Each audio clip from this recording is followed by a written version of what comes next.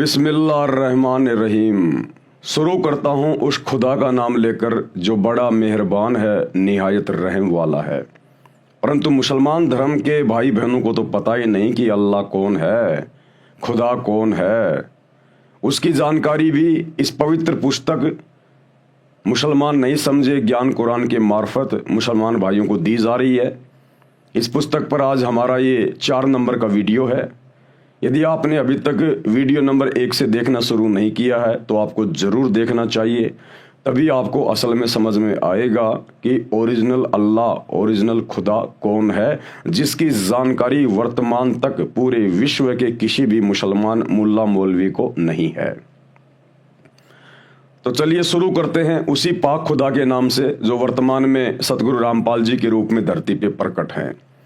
परम पिता परमात्मा, सारी सृष्टि के रचनहार, कुल मालिक, असंख्य ब्रह्मांडों के स्वामी, जगत गुरु, तीनों लोकों में प्रवेश करके सबका भरण पोषण करने वाले, राजाधिराज, आत्माधार, नाथों के नाथ, देवों के देव, महादेव, सर्वेश्वर, महेश्वर, मृत्युंजय, अजरो अमर, आदि अनादि, सनातनी प्रभु, जगत पिता जगदीश्वर, श्री श्री 1008 की उपाधि के वास्तविक अधिकारी, अकाल मूर्त, सौद स्वरूपी राम वासुदेव, सर्वगतम ब्रह्म, परम पूज्य, प्रथम पूज्य, परम संत, परम पुरुष, परम धनी, परम दयालु, सत्य कबीर, हक्का कबीर, अल्लाहु कबीर, अल्लाहु अकबर, बाखबर, अल्लाह ताला, जगत के तारणहार, जगत के मुक्तिदाता, जगत के जगन्नाथ, हारे के सहारे, हिंदुओं के राम, मुसलमानों के अल्लाह, सिखों के वाहिगुरु, ईसाइयों के मसीह, दया के सागर दया निधि, करुणा के सागर करुणा निधि, स्वयंभू परिभू, संकट मोचन, कष्ट हरण, मंगल करण, दुख भंजन, अविगत कबीर, निर्विकार निर्विषम परमात्मा, अलय अलेख सतगुरु, आदि अनादि सतगुरु, असली मर्यादा पुरुषोत्तम, असली राम, असली कृष्ण, असली घनश्याम, असली मुरारी, राजाओं के राजा, महाराजाओं के महाराजा, शहंशाहों के शहंशाह, सम्राटों के सम्राट, भगवानों के भगवान, अल्लाहों के अल्लाह, प्रभुओं के प्रभु, मसीहाओं के मसीह, सच्चे वाहिगुरु, बाबाओं के बाबा, पीरों के पीर, सेठों के सेठ, जगत सेठ, सावड़सा सेठ, सर्वगुण संपन्न, अनंत कोटि कलाओं के स्वामी, अनंत कोटि ब्रह्मांडों के नायक, योगियों में महायोगी, ध्यानियों में महाध्यानी, सिद्धों में परम सिद्ध, ज्ञानियों में तत्व ज्ञानी, ब्रह्म ज्ञानी, महाज्ञानी, परम ज्ञानी, सर्वश्रेष्ठ ज्ञानी, विज्ञानी, युवा कबीर, समृत कबीर, असमवात, अमित ओजा, सच्चे रहनुमा, करीम अल्लाह, सुभान अल्लाह, दुनिया के अंतिम पैगंबर, 8 सितंबर 1951 से गांव धनाना, जिला सोनीपत, हरियाणा, भारतवर्ष की पावन भूमि पे प्रकट रियल कल की भगवान श्री नारायण साकार हरि, श्री बाबा साहेब नूर अनंत परमात्मा, संत श्रोमणी सतगुरु रामपाल जी परमेश्वर जी के चरण कमल में लाइव वीडियो देख रहे आप और हम सभी भाई बहनों का अनंत कोटि दंडोत प्रणाम। भाई और बहनों, वर्तमान में अल्लाहु अकबर, अल्लाहु कबीर, जिसके विषय में पूरा मुसलमान समाज बेखबर है, क्योंकि उसकी खबर कोई बाखबर बताएगा जो सूरत फुरकानी 25 आयत नंबर 52 से 59 में लिखा हुआ है। और वो बाखबर, वो पाक खुदा स्वयं ही चल कर आता है और एक बाखबर की भूमिका करता है, मुर्शिद की भूमिका करता है, संत की भूमिका करता है और अपने विषय में अपने द्वारा रची गई कायनात यानी सृष्टि की जानकारी वो स्वयं ही भली भांति समझाता है।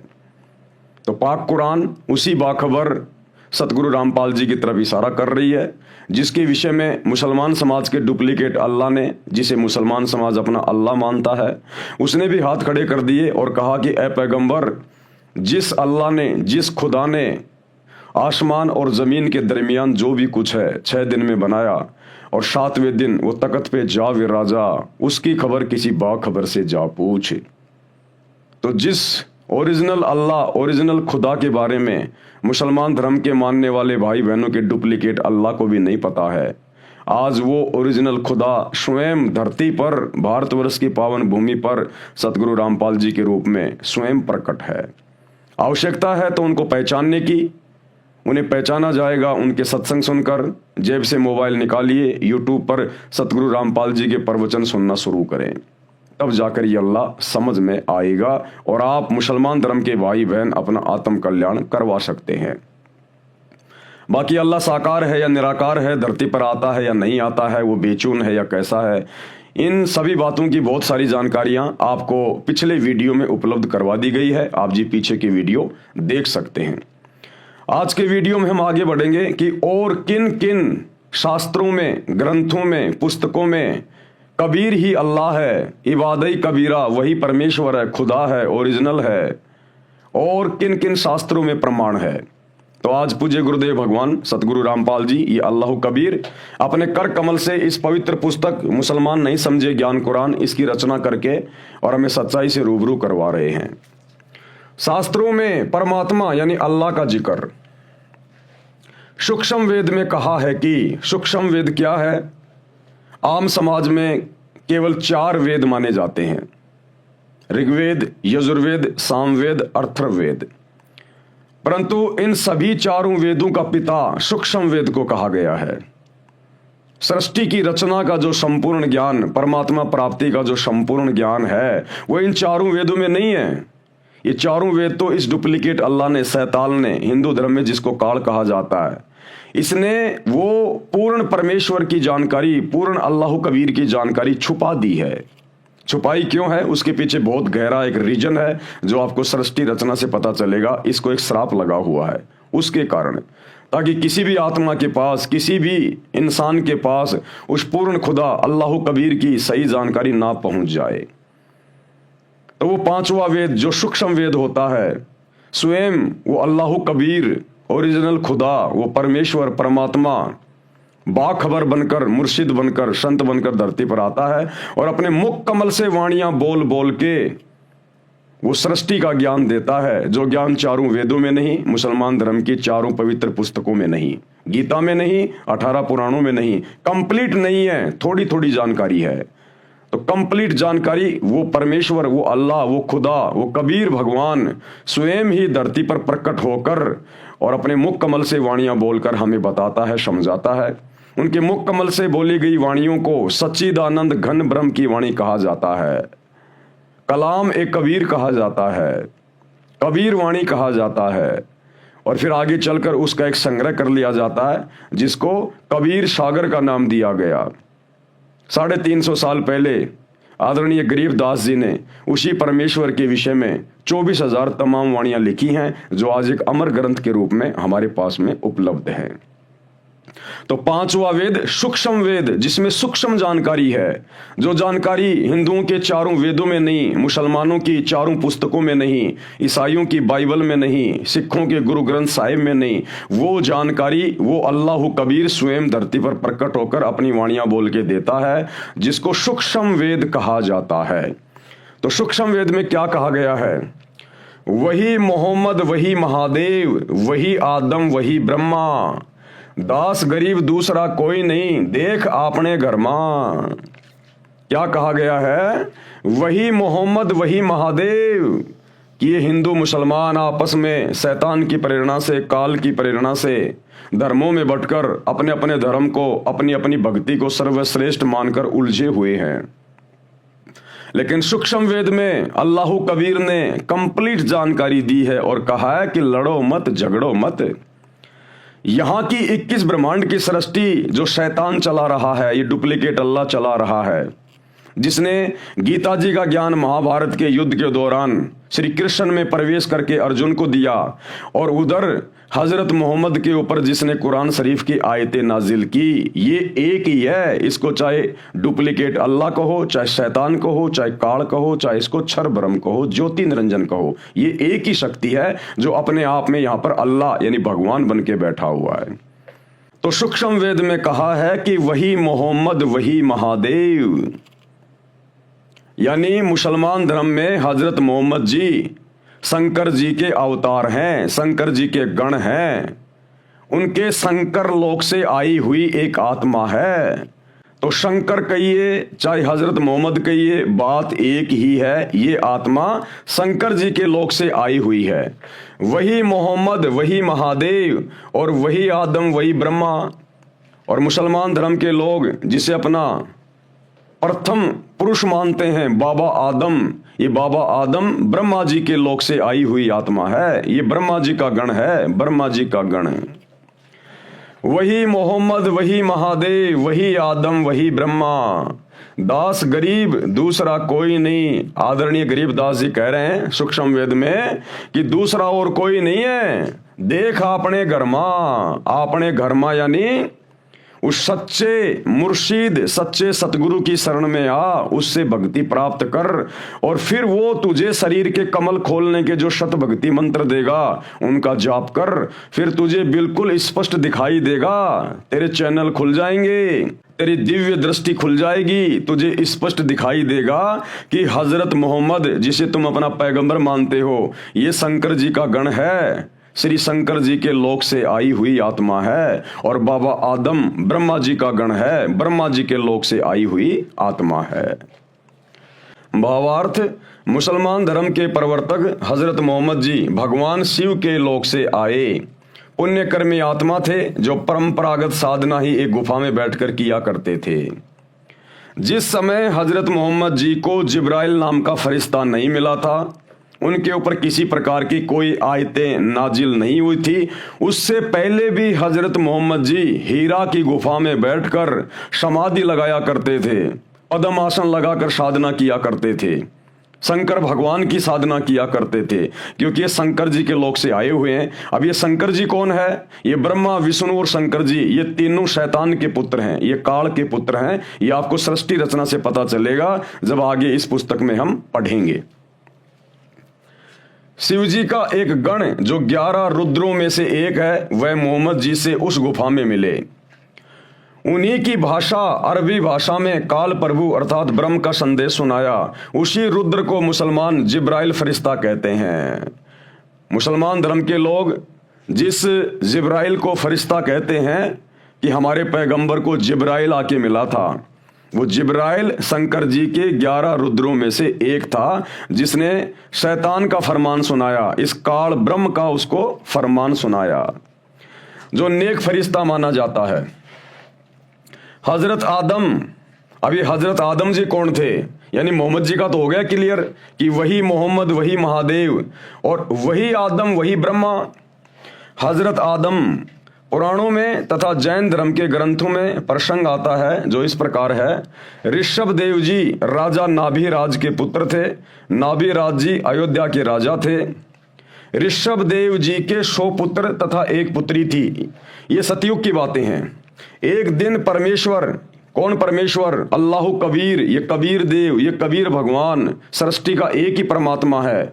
मुसलमान उसको अल्लाह कहते हैं, हिंदू अपना भगवान कहते हैं, ईसाई उसे मसीहा कहते हैं, सिख भाई उसे वाहिगुरु कहते हैं। वो सब का परमात्मा एक ही है, एक ही। जैसे एक व्यक्ति की 4 संतान हैं, उसके 4 पुत्र हैं छोटे छोटे, और जब वो पिता शाम को घर वापस आता है मेहनत मजदूरी करके, तो वो बच्चे दरवाजे पे खड़े होकर आपस में कहते हैं कि देखो देखो मेरा पापा आ गया, मेरा पापा आ गया। दूसरा बच्चा कहता नहीं नहीं वो तो मेरा डैडी है, मेरा डैडी है। तीसरा कहता अरे नहीं वो तो मेरा फादर है, मेरा फादर।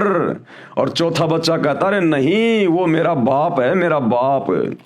अब उन नादान बच्चों को कौन समझाए? उन हिंदू मुस्लिम सिख ईसाइयों को कौन समझाए कि तुम सबका बाप एक ही है, चाहे उसको अल्लाह कहो, चाहे भगवान कहो, चाहे राम कहो, चाहे खुदा कहो, चाहे गॉड कहो। तो कहते हैं कोई कहे हमारा राम बड़ो, हिंदू कहते हैं हमारा राम बड़ा है। कोई कहे हमारा राम बड़ा है, कोई कहे खुदाई रे, मुसलमान कहते हैं हमारा खुदा बड़ा है। और कोई कहे ईसा मसीह बड़ा, ये बांटा रहे लगाई रे। उन नादान बच्चों की तरह अपने बाप को बांट रहे हैं अलग अलग नाम पुकार के, जबकि बाप एक ही है। नाभिराज जी अयोध्या के राजा थे। ऋषभ देव जी के 100 पुत्र तथा एक पुत्री थी। एक दिन परमेश्वर यानी अल्लाह कबीर, यही सतगुरु रामपाल जी भगवान एक संत रूप में ऋषभ देव जी को मिले, उनको भक्ति करने की प्रेरणा की, ज्ञान सुनाया कि मानव जीवन में यदि शास्त्र विधि अनुसार साधना नहीं की तो मानव जीवन व्यर्थ जाता है। वर्तमान में जो कुछ भी जिस मानव को प्राप्त है वह पूर्व जन्म जन्मांतरों में किए पुण्यों तथा पापों का फल है। आप राजा बने हो, ये आपका पूर्व जन्म का शुभ कर्म फल है।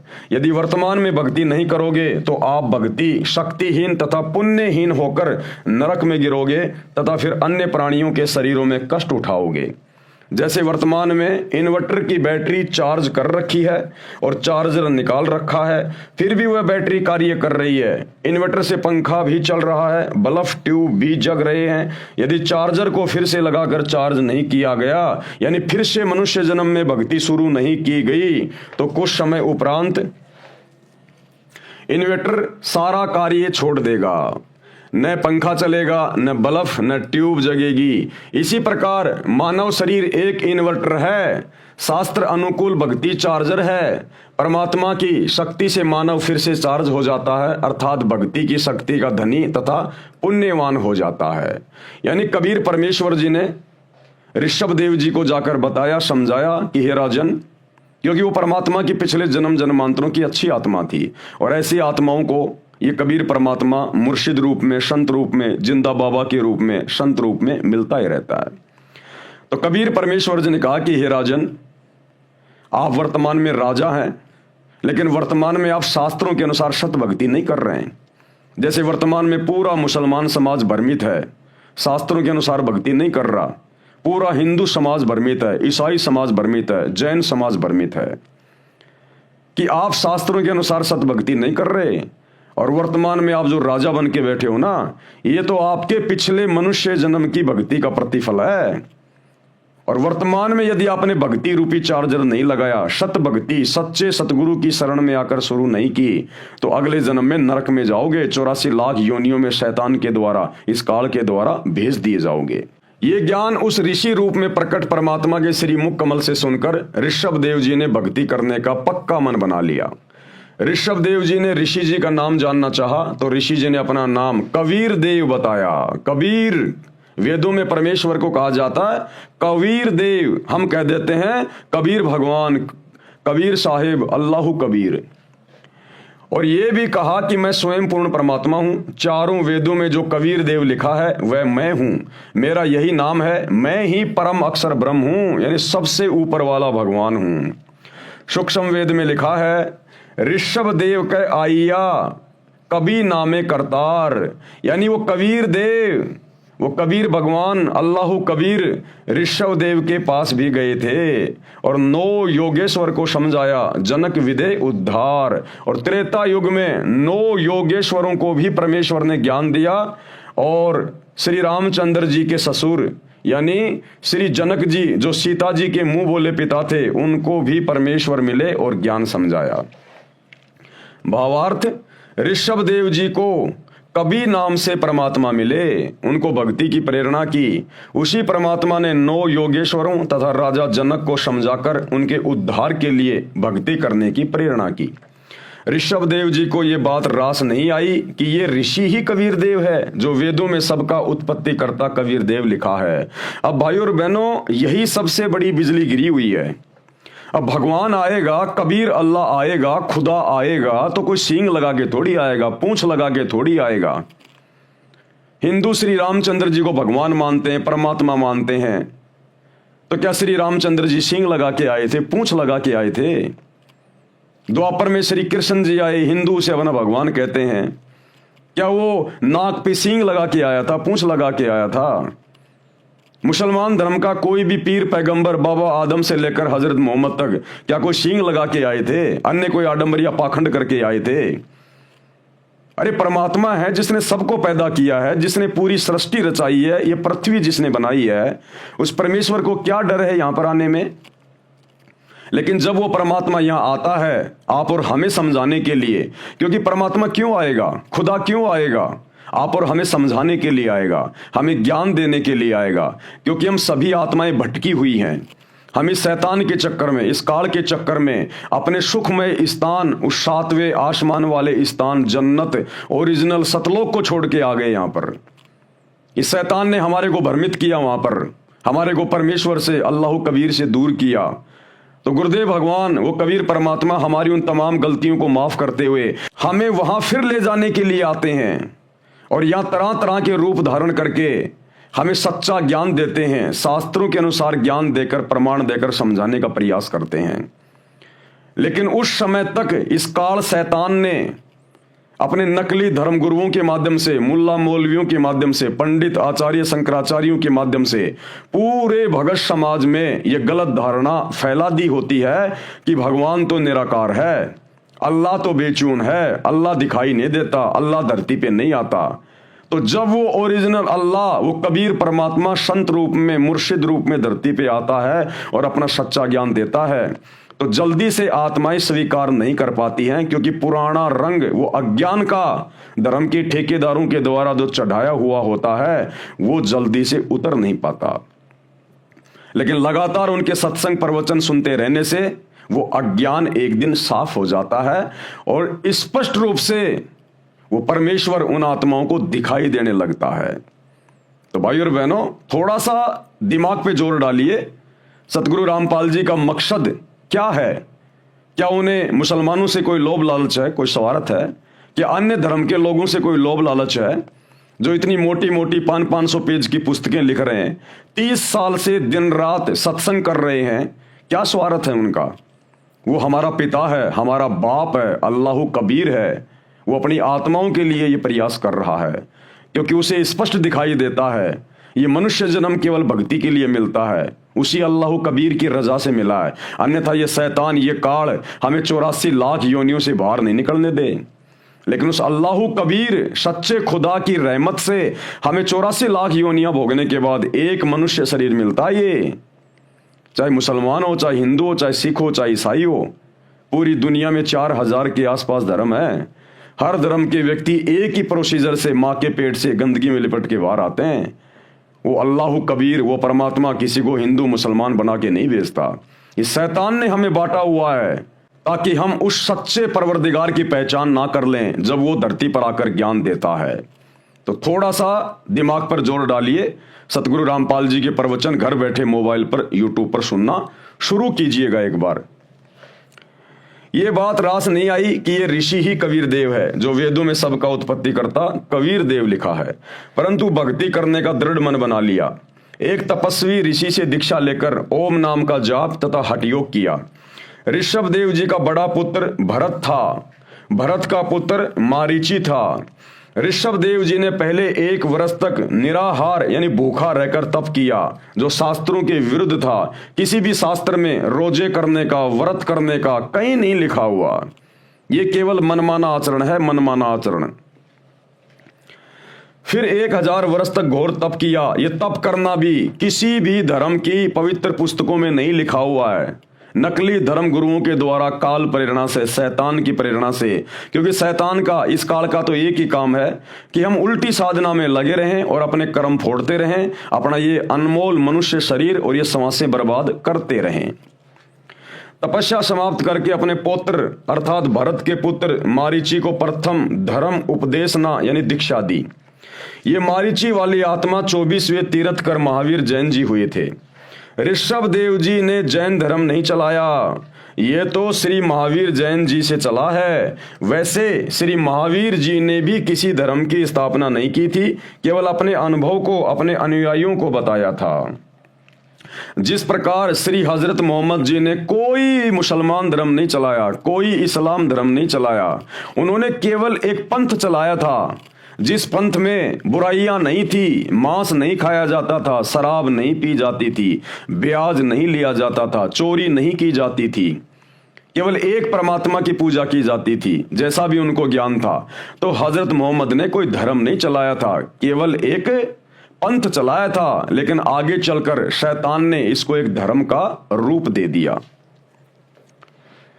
ऋषभ देव जी ओम नाम का जाप यानी ओंकार बोलकर करते थे, क्योंकि वेदों में और गीता में केवल एक ही मंत्र है, ओम, और कोई मंत्र नहीं है जाप करने का चारों वेदों में और गीता में।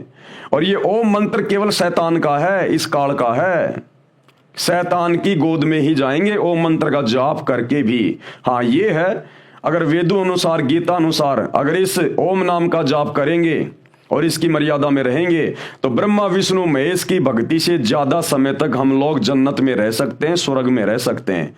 और जिस दिन हमारी भक्ति समाप्त होगी उस दिन ये काल हमें उठाकर 84 लाख योनियों में गधा कुत्ता बनाने के लिए छोड़ देता है, नरक में डाल देता है।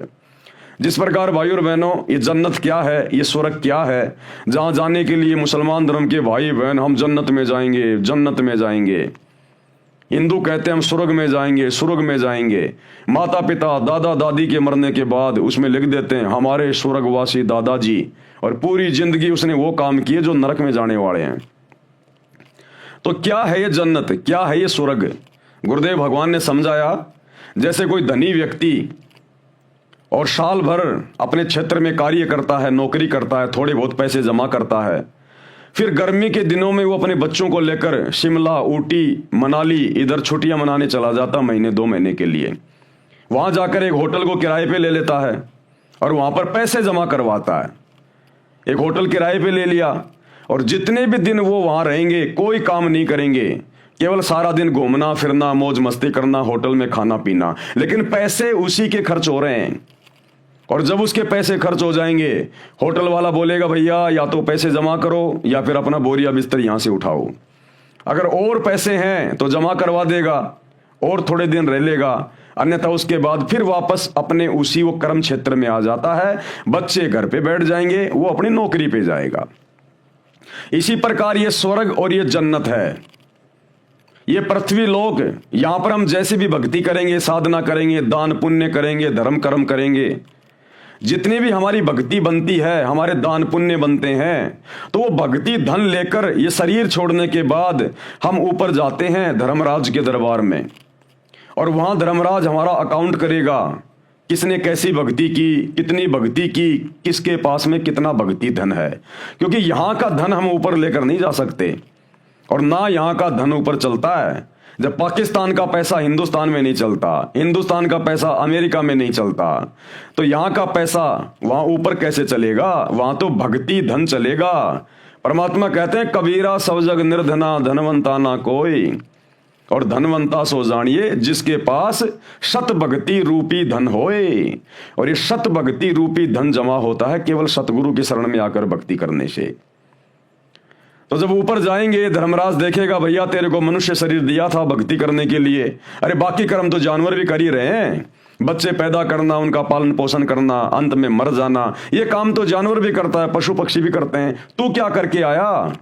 क्या वही जानवर वाले कर्म करके आया, या तेरे को जो ये मनुष्य शरीर दिया था भक्ति करने के लिए, सच्चे खुदा की सच्ची इबादत करने के लिए, कुछ किया नहीं की? तो वहां जाकर ये नीची गर्दन कर देता है, मुझे तो पता ही नहीं था कौन अल्लाह था, कौन भगवान था, कौन परमात्मा था। मैं तो वही पत्थरों की, मजारों की, मस्जिदों की, मंदिरों की, देवी देवताओं की पूजा में लगा रहा। तो जैसा भी काल तक की साधना करके थोड़ा बहुत भक्ति धनी लेके जाता है, उस आधार से सबसे पहले इसको जन्नत में भेजा जाता है, स्वर्ग में भेजा जाता है कि भैया तेरी इतनी भक्ति है और 20 साल या 100 साल तू जन्नत में रहेगा। वहां ऑटोमेटिक सिस्टम होता है सारा। उनकी विज्ञान बहुत जबरदस्त है, देवताओं की विज्ञान यहां की विज्ञान से लाखों गुना उत्तम है। तो ऑटोमेटिक होता है वहां पर सारा काम। तो जब तक उस भगत के, वो चाहे हिंदू हो चाहे मुसलमान हो, वहां धर्मराज के दरबार में नंगा होके एक लाइन में खड़ा होता है, वहां कोई हिंदू मुस्लिम नहीं चलता। वहां तो भक्ति धन देखते हैं, बेटा क्या लाया कमा के, भक्ति करी कि नहीं करी, तेरे को मनुष्य जन्म दिया था। तो जितनी उसकी भक्ति होती है उसको ऊपर जन्नत में, स्वर्ग में भेज दिया जाता है। साल 2 साल 10 साल 20 साल 50 साल जिसकी जैसी भक्ति है, यानी होटल में जो जितने समय तक रुकना चाहेगा उतना पैसा जमा कराना पड़ेगा। तो जब उसका ऊपर का समय पूरा हो जाएगा, उसकी भक्ति कमाई नष्ट हो जाएगी, फिर उसको नीचे पटका जाएगा नरक में। क्यों? क्योंकि उसके पाप कर्म भी उसके साथ होते हैं। अब यहां भक्ति आदमी करता है कम, पाप करता है ज्यादा। ये बकरे काटना, मुर्गे काटना, शराब पीना, चोरी करना, डकैती करना, रिश्वत लेना, मिलावट करना, झूठ बोलना, ब्याज लेना, ये पाप कर्म है। इन पाप कर्मों के बदले फिर हमारे को नरक में ठोका जाता है कि बेटा अब थोड़ा सा नरक का भी स्वाद ले ले। लाखों साल तक ये नरक में रहता है क्योंकि पाप कर्म ज्यादा होते हैं। नरक का समय जब पूरा हो जाएगा फिर इसको 84 लाख योनियों में डाला जाता है, चाहे हिंदू हो, चाहे मुसलमान हो, सिख हो, जैन हो, ईसाई हो, कोई भी हो। वहां केवल एक आत्मा देखी जाती है। फिर 84 लाख योनियों में डाला जाता है, इसको गधा कुत्ता सुअर बनाया जाता है।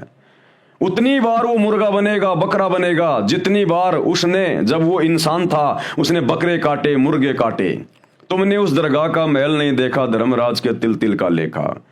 उसने जितने बकरे काटे, मुर्गे काटे ना, अब वो 84 लाख योनियों में आएगा फिर अपना कर्म भोगने के लिए, और उतनी बार वो मुर्गा बनेगा जब उसने मनुष्य शरीर में मुर्गे काटे थे, लाख काटे थे, 20,000 काटे थे, 10,000 काटे थे, उतनी बार बारंबार उसको मुर्गा बनना पड़ेगा, बकरा बनना पड़ेगा, गाय बनना पड़ेगा, और उसको अपनी गर्दन कटवानी पड़ेगी, अपनी गर्दन। उसके बाद फिर अन्य योनियों में 84 लाख योनियां हैं जिनमें हजारों हजारों साल की भी उम्र होती है। सांप है, ये बिच्छू है, तो इतना दुख उठाएगा फिर ये बिना सत भक्ति के। ये मंदिर पूजते पूजते, ये मस्जिदें पूजते पूजते, ये चर्च और गुरुद्वारे पूजते पूजते, क्योंकि ये सत भक्ति नहीं है, ये शास्त्रों के अनुसार भक्ति नहीं है। पत्थर पूजे हरी मिले तो मैं पूजूं पहाड़, इससे तो चाकी भली जो पीस खाए संसार। तो वो सच्ची भक्ति देने के लिए, जिस भक्ति को अपनाने के बाद ना मुसलमान कभी नरक में जाएगा, ना 84 लाख योनियों में जाएगा, ना हिंदू ये कष्ट उठाएगा, और 7वां आसमान जिसे मुसलमान कहते हैं लेकिन जानते नहीं, वो सतलोक है, उस अल्लाह कबीर का धाम, लोक, सचखंड, जिसको नानक जी ने सचखंड कहा है, जहां जाने के बाद कभी हमारी मृत्यु नहीं होती, कभी वहां पर हम बूढ़े नहीं होते, कोई काम नहीं करना पड़ता, ना वहां गधा कुत्ता बनना पड़ता, केवल सुख ही सुख है, ठाट बाट है, ऐसा ही शरीर है, ऐसा ही हमारा परिवार है, ऐसी मौज मस्ती है। लेकिन वो मिलेगा सच्चे कबीर की सच्ची इबादत करने से, और वो सच्चा कबीर, इबादत कबीरा, वर्तमान में सतगुरु रामपाल जी के रूप में वही भक्ति देकर हमें सदा सदा के लिए सुखी करने के लिए धरती पर संत रूप में, मुर्शिद रूप में प्रकट है। तो इनकी शरण में आना पड़ेगा, अन्यथा भाई साहब बहुत भयंकर बनेगी। चाहे हिंदू हो चाहे मुसलमान हो, उस परमात्मा के घर में हिंदू मुसलमान नहीं चलता, मंदिर मस्जिद नहीं चलती। अरे हजरत मोहम्मद जी ने कौन सी दिन मस्जिद में जा जाके पूजाएं की थी? श्री राम श्री कृष्ण ने कौन से दिन मंदिरों में जा जाके पूजा की थी? ये तो वर्तमान के पेट भर नकली अज्ञानी मुल्ला मौलवी धर्म गुरुओं ने, आचार्य शंकराचार्यों ने समाज को भ्रमित कर रखा है। तो भाई और बहनों, शास्त्रों के अनुसार भक्ति करोगे तब हमारे को सदगति मिलेगी, आत्मा का कल्याण होगा, वो चाहे हिंदू की हो चाहे मुसलमान की हो। और वो सतभक्ति वर्तमान में केवल अल्लाह कबीर सतगुरु रामपाल जी के पास है। ऋषभ देव जी ओम नाम का जाप ओंकार बोलकर करते थे, उसी को वर्तमान में अपभ्रंश करके अणोकार मंत्र जैनी कहते हैं, इसी का जाप करते हैं। इसको ओमकार तथा ओम भी कहते हैं। हम अपने मुख्य पॉइंट पे आते हैं। जैन धर्म ग्रंथ में तथा जैन धर्म के अनुयायियों द्वारा लिखित पुस्तक आओ जैन धर्म को जाने, उसमें लिखा है कि ऋषभ देव जी जैनी, उन्हीं को आदिनाथ कहते हैं। जैन धर्म के लोग जो आदिनाथ कहते हैं ना, वो ऋषभ देव जी को कहते हैं। तो वो ऋषभ देव जी वाली आत्मा कौन थी? वो ऋषभ देव की आत्मा ही बाबा आदम की आत्मा थी। वो उससे पहले बाबा आदम के शरीर में था वो ऋषभ देव। जैन धर्म ग्रंथ में तथा जैन धर्म के अनुयायियों द्वारा लिखित पुस्तक आओ जैन धर्म को जाने, उसमें लिखा है कि ऋषभ देव जी वाला जीव ही, यानी वही आत्मा बाबा आदम रूप में जन्मा था। वही आत्मा बाबा आदम के रूप में जन्मी थी। मुसलमान धर्म के लोग जिसे अपना प्रथम पुरुष कहते हैं बाबा आदम, वो ऋषभ देव वाली ही आत्मा थी। अब उसी सूक्ष्म वेद की वाणी का सरलार्थ करता हूं। वही मोहम्मद, वही महादेव, चाहे हजरत मोहम्मद कहिए चाहे शंकर जी कहिए, दोनों एक ही हैं। शंकर जी के ही गण थे हजरत मोहम्मद। और वही आदम, वही ब्रह्मा, और बाबा आदम ये ब्रह्मा जी के लोक से आई हुई उनकी आत्मा थी। और दास गरीब दूसरा कोई नहीं, देख आपने घर मां, यानी सच्चे सतगुरु, सच्चे मुर्शिद अल्लाह कबीर सतगुरु रामपाल जी से भक्ति ले लो, उपदेश ले लो, उनके द्वारा बताए गए शत भक्ति मंत्रों का जाप करो, तुम्हें अंदर ही अंदर दिखाई देगा जैसे टीवी चैनल में दिखाई देता है। यानी मैच कहीं पे हो रहा है, लाइव प्रोग्राम कहीं चल रहा है, और हम अपने घर बैठे मोबाइल में देख रहे हैं। इसी प्रकार जब आप सतगुरु रामपाल जी से भक्ति लोगे तो आपकी सिद्धियां ऑन हो जाएंगी। आप लोगों को अपने शरीर में दिखाई देने लगेगा सारा सब कुछ, कौन किसकी आत्मा है, कहां से आया कहां से गया है। बाबा आदम जी श्री ब्रह्मा जी देवता के लोक से आए थे, क्योंकि मानव जन्म में की गई साधना के अनुसार, प्राणी भक्ति अनुसार ऊपर तीनों देवताओं श्री ब्रह्मा जी, श्री विष्णु जी तथा श्री शिव जी के लोकों में बारी बारी जाता है। क्योंकि भाई और बहनों, जब आप सृष्टि रचना पढ़ोगे तो आप लोगों को पता चलेगा कि पूरी सृष्टि की एकमात्र जो परम शक्ति है वो तो है ये कबीर भगवान। उसके बाद इस शैतान ने, इस काल ने उस कबीर भगवान के सतलोक में एक बहुत बड़ी गलती कर दी और इसकी गलती में हमने भी सहयोग दे दिया। हम जितनी भी आत्माएं हैं यहाँ, चाहे किसी भी धर्म की हो, चाहे ये पशु हो, पक्षी हो, इन शरीरों में जितनी भी आत्मा, जितनी भी रूहें हैं, इन सब ने सतलोक में काल को सहमति व्यक्त कर दी। तो परमेश्वर ने, अल्लाह कबीर ने हम सबको इस शैतान के साथ में अलग से 21 ब्रह्मांड इसको देकर हमें सतलोक से दूर भेज दिया, यहाँ पर 16 संकोश की दूरी पर। अब इस शैतान ने क्या किया, इसने अपनी पत्नी दुर्गा के साथ में शारीरिक संबंध बनाए और 3 बेटे उत्पन्न किए, ब्रह्मा, विष्णु, महेश। और इस काल को, इस शैतान को, मुसलमान भाई जिसे अपना अल्लाह कहते हैं, इसको कबीर भगवान ने, सच्चे खुदा ने इसको श्राप दे दिया था कि तू प्रतिदिन 1 लाख मानव शरीर खाएगा, उनके सूक्ष्म शरीर की वासना खाएगा। तो इसको श्राप लगा हुआ है, जिस कारण से इसकी मजबूरी हो गई मनुष्य उत्पन्न करना। तो इसने 3 पुत्र पैदा किए दुर्गा जी के साथ मिलकर, ब्रह्मा, विष्णु, महेश। और खुद ये गुप्त रहने लगा। दुर्गा से कहा कि अब मैं किसी के सामने नहीं आऊंगा और सारी व्यवस्था तू संभालेगी और मेरे विषय में किसी को मत बताना और ना मैं किसी को दर्शन दूंगा, क्योंकि दर्शन देगा तो हकीकत का पता चल जाएगा। इसका चेहरा बहुत ज्यादा विकराल है, भुंडा चेहरा इसका, ओछा माथा, लंबे दांत, काला कलूटा, देखते आदमी डर जाए। जैसे महाभारत के युद्ध में इसने अर्जुन को दर्शन दिए थे, विराट रूप दिखाया था, उसका कलेजा फट गया था कि ये भगवान अपना ये विराट रूप समेट लो, नहीं तो मेरा कलेजा फट जाएगा। तो इसने सौगंध खा रखी है कि मैं किसी के सामने प्रकट नहीं होऊंगा, चाहे कुछ भी कर ले वो। तो इसने सारी व्यवस्था अपनी पत्नी दुर्गा को संभाला दी और 3 पुत्र इसने दुर्गा के माध्यम से पैदा कर दिए शारीरिक संभोग के द्वारा, और कहा कि अब ये 3 बेटे मेरे लिए भोजन का बंदोबस्त करेंगे, सारी व्यवस्था को ये संभालेंगे अब नीचे। तो ब्रह्मा जी को दे दिया रजोगुण का क्षेत्र। रजोगुण यानी आपस में जो बच्चे पैदा करने की जो उमंग हमारे अंदर जो पैदा होती है ना, उसको कहते हैं रजोगुण। तो रजोगुण के प्रभाव से यहां पर स्त्री और पुरुष आपस में शादियां करते हैं, बच्चे पैदा करते हैं। उनके पालन पोषण की जिम्मेदारी दे दी विष्णु जी को, ये है शतोगुण। ये आपस में मोह ममता में हमारे को बांध के रखता है, ये मेरा बेटा, ये मेरी बेटी, ये मेरी कार, ये मेरी कोठी। और अंत में मारने पीटने की जिम्मेदारी दे दी शंकर जी को कि शंकर बेटा तू इनको किसी भी तरह से, चाहे बीमारी से, चाहे एक्सीडेंट से, चाहे लड़ाई झगड़े से, इनको मार मार के तू मेरे पास में भेज, मुझे प्रतिदिन 1 लाख मुझे खाने पड़ते हैं। तो इस शैतान ने, इस काल ने इस प्रकार से अपने 3 बेटों को ये ड्यूटी दे रखी है।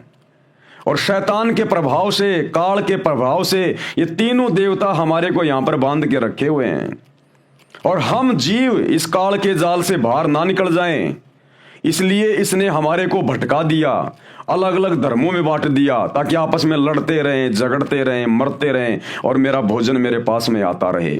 और जब कभी वो अल्लाह कबीर रहमान भगवान खुदा जब कभी वो धरती पर आए इन मूर्खों को ज्ञान समझाने के लिए, क्योंकि इंसानों को समझाने के लिए इंसान ही बनकर आया जाएगा, तो जब वो रहमान खुदा एक इंसान बन के आता है, संत रूप में, मुर्शिद रूप में आता है, जिंदा बाबा के रूप में आता है और अपना ज्ञान समझाता है, तो शैतान के प्रभाव से हम समझ नहीं पाते, क्योंकि ये गलत धारणा बैठा दी जाती है धर्म गुरुओं के द्वारा कि अल्लाह तो निराकार है, बेचून है, भगवान तो निराकार है, साकार नहीं है। तो जिस कारण से थोड़ी सी कठिनाइयां आती हैं। तो ब्रह्मा विष्णु महेश के माध्यम से ही यहां पर ये अवतार भेजे जाते हैं, पैगंबर भेजे जाते हैं। जैसे त्रेता में श्री रामचंद्र जी आप और हमको भक्ति मार्ग से भटकाने के लिए काल की प्रेरणा से, शैतान की प्रेरणा से और विष्णु जी के द्वारा उसको यहां भेजा गया। यानी विष्णु ही स्वयं श्री रामचंद्र थे और उल्टी भक्ति साधना दे के चला गया, अपने आप में भगवान बन के चला गया। आज पूरी दुनिया उसकी मूर्तियां पूज रही है, लेना एक देना दो। तो ये अवतार फिर इस काल के द्वारा, शैतान के द्वारा भेजे जाते हैं। इसी प्रकार द्वापर में श्री कृष्ण जी विष्णु जी के अवतार थे। ईसा मसीह जी वो श्री विष्णु जी के लोक से आए थे, अलग से एक धर्म बना गए, पंथ बना गए, सबको उल्टी साधना पे लगा गए। बाबा आदम उसी शैतान की प्रेरणा से, काल की प्रेरणा से ब्रह्मा जी के लोक से भेजे गए थे। वो ब्रह्मा जी के अवतार थे। हजरत मोहम्मद ये श्री शंकर जी के लोक से आए थे, शंकर जी के गण थे, ये शंकर जी के अवतार थे। तो सारा सिस्टम ये इस प्रकार से चल रहा है, ब्रह्मा विष्णु महेश के माध्यम से या नीचे का। तो वो कबीर भगवान हमें यही सारी बातें समझाने आता है कि बच्चों तुम काल के लोक में रह रहे हो, शैतान के लोक में रह रहे हो। ये अपने स्वार्थ के लिए तुम्हारे को धर्मों में, जातियों में, संप्रदायों में, देश में आपस में ये टुकड़े बना दिए इसने। एक देश की सीमा, दूसरे देश की सीमा, लड़ो झगड़ो, लगाओ फोर्स पुलिस, करो युद्ध, गृह युद्ध, महायुद्ध, और आते रहो मेरे मुंह में। और तुम्हें आपस में बांध के रखता है, ये लड़ा झगड़ा के रखता है। तुम्हें इतना बिजी कर दिया ताकि तुम मेरी बातों को ना सुन सको। और जब मैं कभी धरती पर आऊं तो तुम मेरे से वाद विवाद करो कि भगवान तो निराकार है, तू काहे का भगवान है, तू काहे का परमात्मा है। इसलिए वो कबीर भगवान यहां पर हम इंसानों को समझाने के लिए इंसान की तरह बन के आता है, क्योंकि वो हमारा बाप है, हमारा पिता है, उसको दर्द है, उसको तकलीफ है, शैतान को तकलीफ नहीं है। तो वर्तमान में वो हमारा बाप, सभी धर्मों का बाप, वो अल्लाह, वो पिता, वो खुदा सतगुरु रामपाल जी के रूप में धरती पर प्रकट है। भाई और बहनों, थोड़ा ठंडे दिमाग से विचार करो, नहीं तो एक बार ये शरीर छूट गया ना, फिर ये 84 लाख योनियों में डाल देगा, गधा कुत्ता बना देगा। फिर गधे कुत्ते को नहीं पता कौन अल्लाह, कौन राम है, क्या भक्ति है, क्या भगवान है, कष्ट भोगो फिर। तो सत्संग सुनो और ये धर्म और जातियों की जंजीरों से जिसमें आप और हमारे को शैतान ने, काल ने जकड़ रखा है, इनको तोड़ो, इससे बाहर निकलो। सतगुरु रामपाल जी ये नहीं कहते कि तुम मेरे से नाम लेके तुम लोग अपना मुसलमान धर्म छोड़ दो, हिंदू धर्म छोड़ दो, नहीं। वो कहते तुम अपने धर्म में रहो, अपने घर में रहो, अपना काम धंधा करो, अपने बच्चों के साथ रहो, लेकिन भक्ति वो करो जो मैं तुम्हें दे रहा हूं, ताकि मरने के बाद में तुम्हारी सदगति हो, गधे कुत्ते बनने से तुम बच जाओ। और ये बुराइयां छोड़ दो जो बुराइयां शैतान ने लगा रखी हैं। ये जीव हत्या करना, मांस खाना, शराब पीना, चोरी करना, झूठ बोलना, व्यभिचार करना, ये बुराइयां हैं, ये काल का भोजन है हमारे सूक्ष्म शरीर का। यही तो वासना खाता है वो, जो पूरे जीवन में हम उल्टे सीधे कुकर्म करते हैं, खट्टा मीठा आहार करते हैं, मांस खाते हैं, शराब पीते हैं, नशा करते हैं। इस शरीर के अंदर एक सूक्ष्म शरीर है, उसमें ये वासना जमा हो जाती है, उसको मन खाता है। तो शरीर छूटने के बाद में ये ऊपर का जो शरीर है, स्थूल शरीर, हाड़ मांस का, इसको तो यहीं पे जला दिया जाएगा, दफना दिया जाएगा। अंदर इसके सूक्ष्म शरीर है जिसको आत्मा कहते हैं, ये जाएगी ऊपर तपस्या पर, इसको भून के खाएगा वो। आत्मा मरती नहीं है फिर, लेकिन कष्ट बहुत होता है। तो फिर ये वासना निकाल निकाल के खाएगा, फिर धर्मराज के दरबार में भेजेगा, वहां पर फिर देखेगा तेरी भक्ति कितनी है, तेरे को स्वर्ग में, जन्नत में तेरे को कितने दिन रखा जाए, नरक में तेरे को कितने दिन डाला जाए, गधे कुत्ते तेरे को कितनी बार बनाया जाए। फिर यही चक्कर पूरा चलता रहता है शैतान की भक्ति में, काल की भक्ति में। तो इस महाचक्कर से, कुचक्कर से निकालने के लिए वो अल्लाह कबीर, इबादई कबीरा, जिसका हर धर्म के हर धर्म ग्रंथों में जिक्र है, आज उसी पे तो वीडियो बन रहा है, वो आता है यहाँ पर संत रूप में और हमें आकर ज्ञान देता है, हम तक ये संदेश पहुंचाता है। अन्यथा सतगुरु रामपाल जी को क्या पड़ी मेरे भाई, ये इतनी मोटी मोटी पुस्तकें मुसलमान धर्म के लोगों को समझाने के लिए, हिंदू धर्म के लोगों को समझाने के लिए 30 साल से सत्संग कर रहे हैं दिन रात एक करके, क्योंकि वो हमारा पिता है सभी धर्मों का। तो भाई और बहनों, विचार करो, थोड़ा सत्संग सुनना शुरू करो, ठंडे दिमाग से सोचो। तो परमात्मा हकीकत बता रहे हैं कि आदम जी कौन थे, मोहम्मद जी कौन थे। बाबा आदम श्री ब्रह्मा जी देवता के लोक से आए थे, क्योंकि मानव जन्म में की गई साधना के अनुसार, प्राणी भक्ति अनुसार ऊपर तीनों देवताओं श्री ब्रह्मा जी, श्री विष्णु जी तथा श्री शिव जी के लोकों में बारी बारी जाता है। अपने पुण्य क्षीण होने पर, यानी खत्म होने पर, दोबारा से पृथ्वी पर संस्कारवश जन्म लेता है। कभी वो हिंदू बनता है, कभी मुसलमान बनता है। जरूरी नहीं है मुसलमान है तो मुसलमान ही बनेगा, स्त्री है तो स्त्री बनेगी, नहीं, वो पुरुष भी बन जाएगा, वो हिजड़ा भी बन जाएगा, कभी स्त्री बनेगा, कभी आदमी बनेगा, कभी मुसलमान धर्म में जन्म लेगा, कभी हिंदू धर्म में जन्म लेगा।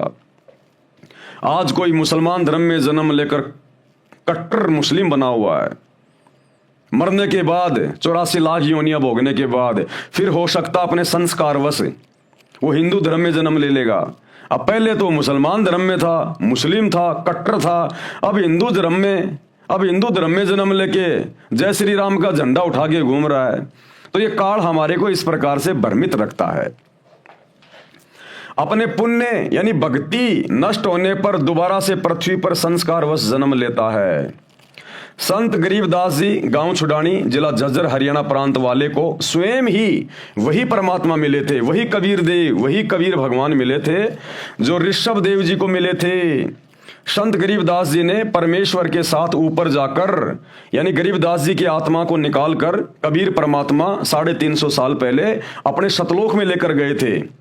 उन्हें सतलोक दिखाने के लिए गए थे ताकि वो आत्मा फिर नीचे आकर जो उसने परमात्मा के साथ जाकर ऊपर देखा, उसका लोक देखा, वो सतलोक, वो सचखंड, सातवां आसमान, वो कितना सुंदर है। वहां पर कभी मृत्यु नहीं होती। ऐसा ही हमारा परिवार है, आज भी है। हमारे पर्सनल विमान खड़े हैं वहां पर, हमारे महल हैं बड़े बड़े, हमारा नूरी शरीर है, कोई काम धंधा नहीं करना पड़ता। तो गरीबदास जी की आत्मा को उनके शरीर से निकालकर कबीर भगवान आप और हमें विश्वास दिलाने के लिए, उनको अपना गवाह बनाने के लिए कि मैं जो धरती पर आकर बता रहा हूं वही सत्य है, तो गरीबदास जी को सब कुछ दिखाया, सारे ब्रह्मांड दिखाए। श्री ब्रह्मा जी का लोक दिखाया, श्री विष्णु जी का लोक दिखाया, शंकर जी का लोक दिखाया, दुर्गा जी का लोक दिखाया, शैतान का लोक दिखाया जहां पर ये बैठा हुआ जीवों को भून भून के खाता है। और फिर सतलोक लेकर गए, पूरा सतलोक दिखाया और उसके बाद उनकी आत्मा को वापस छोड़ा। फिर आदरणीय गरीबदास जी ने 300 साल पहले विश्व की सभी भाषाओं से सम्मिलित सदग्रंथ साहिब की रचना की, जिसको अमर ग्रंथ कहते हैं, जो दुनिया का सबसे बड़ा ग्रंथ है, जिसमें 24,000 वाणियां हैं। गरीबदास जी अनपढ़ थे, वो कभी स्कूल नहीं गए, उनको अक्षर ज्ञान नहीं था, फिर भी उन्होंने पूरे विश्व की भाषाओं के शब्दों का अपने सदग्रंथ में समावेश किया है। अरबी, उर्दू, फारसी, चाइनीज, हर भाषा का, क्योंकि वो परमात्मा से परिचित हो गए थे, उनकी दिव्य दृष्टि खुल गई थी और उन्होंने खुली आंखों से सब कुछ लिखवाया उस ग्रंथ में, जिसको सूक्ष्म वेद कहते हैं। संत गरीबदास जी ने परमेश्वर के साथ ऊपर जाकर अपनी आंखों से सर्व व्यवस्था को देखा था। फिर बताया है कि आदम जी ब्रह्मा जी के लोक से आए थे, आदम जी ब्रह्मा जी के लोक से आए थे, ब्रह्मा के अवतार थे। मोहम्मद जी तमगुण शिव जी के अवतार थे। प्रिय पाठ को, अवतार 2 प्रकार के होते हैं। नंबर 1, स्वयं वह प्रभु अवतार लेता है, जैसे श्री राम, श्री कृष्ण आदि के रूप में स्वयं श्री विष्णु जी अवतार धारकर आए थे। परंतु कपिल ऋषि जी, परशुराम जी को भी विष्णु जी के अवतारों में गिना जाता है। ये स्वयं श्री विष्णु जी नहीं थे, विष्णु लोक से आए देव आत्मा थे। उनके पास कुछ शक्ति विष्णु जी की थी, क्योंकि वे उन्हीं के द्वारा भेजे गए थे। इसी प्रकार हजरत मोहम्मद जी श्री शिव जी के लोक से आए देव आत्मा यानी अवतार थे। हजरत मोहम्मद खुद श्री शिव जी नहीं था, शिव जी के लोक से भेजी गई एक अच्छी आत्मा थी। तथा बाबा आदम जी श्री ब्रह्मा जी के लोक से आए देव आत्मा यानी अवतार थे। इसी प्रकार ईसा मसीह जी श्री विष्णु जी के लोक से आए देव आत्मा यानी अवतार थे। ईसाई श्रद्धालु भी ईसा जी को प्रभु का पुत्र मानते हैं, प्रभु नहीं। क्योंकि भाइयों और बहनों, ये धर्म तो अब बने हैं, आज से पहले कोई धर्म नहीं थे। द्वापर में कोई धर्म नहीं था, त्रेता युग में कोई हिंदू मुसलमान सिख ईसाई जैनी नहीं था, सतयुग में कोई धर्म नहीं था। हम सब एक ही थे, इंसान थे, आज भी इंसान ही हैं। भगवान किसी को मुसलमान बना के नहीं भेजता, ठप्पा मार के नहीं भेजता। बाहर पैदा हो जाता है, उसकी खतना कर दी जाती है, बड़ा होने पर मूंछ कटवा लेता है, टोपी पहन लेता है, तो वो मुसलमान बन जाता है। ये अपनी थ्योरी है, अपना मनमाना आचरण है। हिंदू है तो वो अपने हिसाब से वो हिंदू बन जाता है, जिस भी वो परिवार में जन्म लेता है। भगवान किसी के ठप्पा लगा के नहीं भेजता। ये 3000 साल पहले हिंदू धर्म बना है आदि शंकराचार्य के द्वारा। 1400 साल पहले हजरत मोहम्मद जी ने ये मुसलमान धर्म चलाया।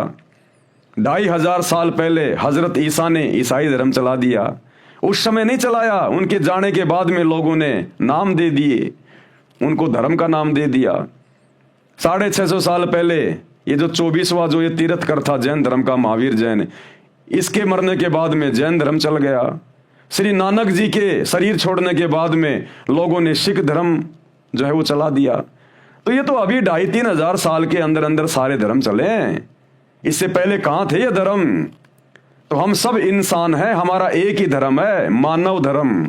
हम सब इंसान हैं, मानव हैं। इसीलिए सतगुरु रामपाल जी परमेश्वर जी ने आकर अपना नारा दिया है कि बच्चों तुम भूले बैठे हो शैतान की प्रेरणा से। जीव हमारी जाति है, यानी हम केवल जीव हैं, जीव। दो कोटि के प्राणी हैं सभी, चाहे कोई राष्ट्रपति है, चाहे प्रधानमंत्री है, चाहे किसी भी देश का है, चाहे किसी भी धर्म का है, केवल दो कोटि का जीव है, सबका मिट्टी का शरीर है। ये आग में जल के मर जाए, पानी में गिर के मर जाए, एक्सीडेंट में ये मर जाए, भूकंप में ये मर जाए, हारी बीमारी में ये मर जाए, लड़ाई झगड़े में ये मर जाए। तो गुरुदेव कह रहे हैं तुम केवल जीव हो, तुम्हारी कोई औकात नहीं है, चाहे तुम कुछ भी हो। जिस दिन वो समय आ गया उस दिन तुम्हें जाना पड़ेगा। तो कहते हैं जीव हमारी जाति है, यानी अपनी औकात में रह के और सच्चे खुदा की सच्ची इबादत करो, सच्चे संत की शरण में आके, नहीं तो जीव की दुर्गति होती रहेगी यहां पर शैतान के द्वारा। तो कहते हैं जीव हमारी जाति है और मानव धर्म हमारा, जिसमें मानवता है, इंसानियत है, सच्चाई है, जिसमें दया है, वो वास्तव में सबसे बड़ा धर्म है। ये हिंदू, मुस्लिम, सिख, ईसाई ये कोई धर्म नहीं है। जिसमें मानवता है, इंसानियत है, दया भाव है, नेक इंसान है, वो धार्मिक व्यक्ति है। तो कहते हैं जीव हमारी जाति है, मानव धर्म हमारा। ये हिंदू, मुस्लिम, सिख, ईसाई धर्म नहीं कोई न्यारा, ये तो शैतान की प्रेरणा से चलाए हुए हैं, जिनमें तुम फंस के रह गए। इसी प्रकार ईसा मसीह जी श्री विष्णु जी के लोक से आए देव आत्मा यानी अवतार थे। ईसाई श्रद्धालु भी ईसा जी को प्रभु का पुत्र मानते हैं, प्रभु नहीं। क्या कहते हैं ईसाई धर्म के लोग?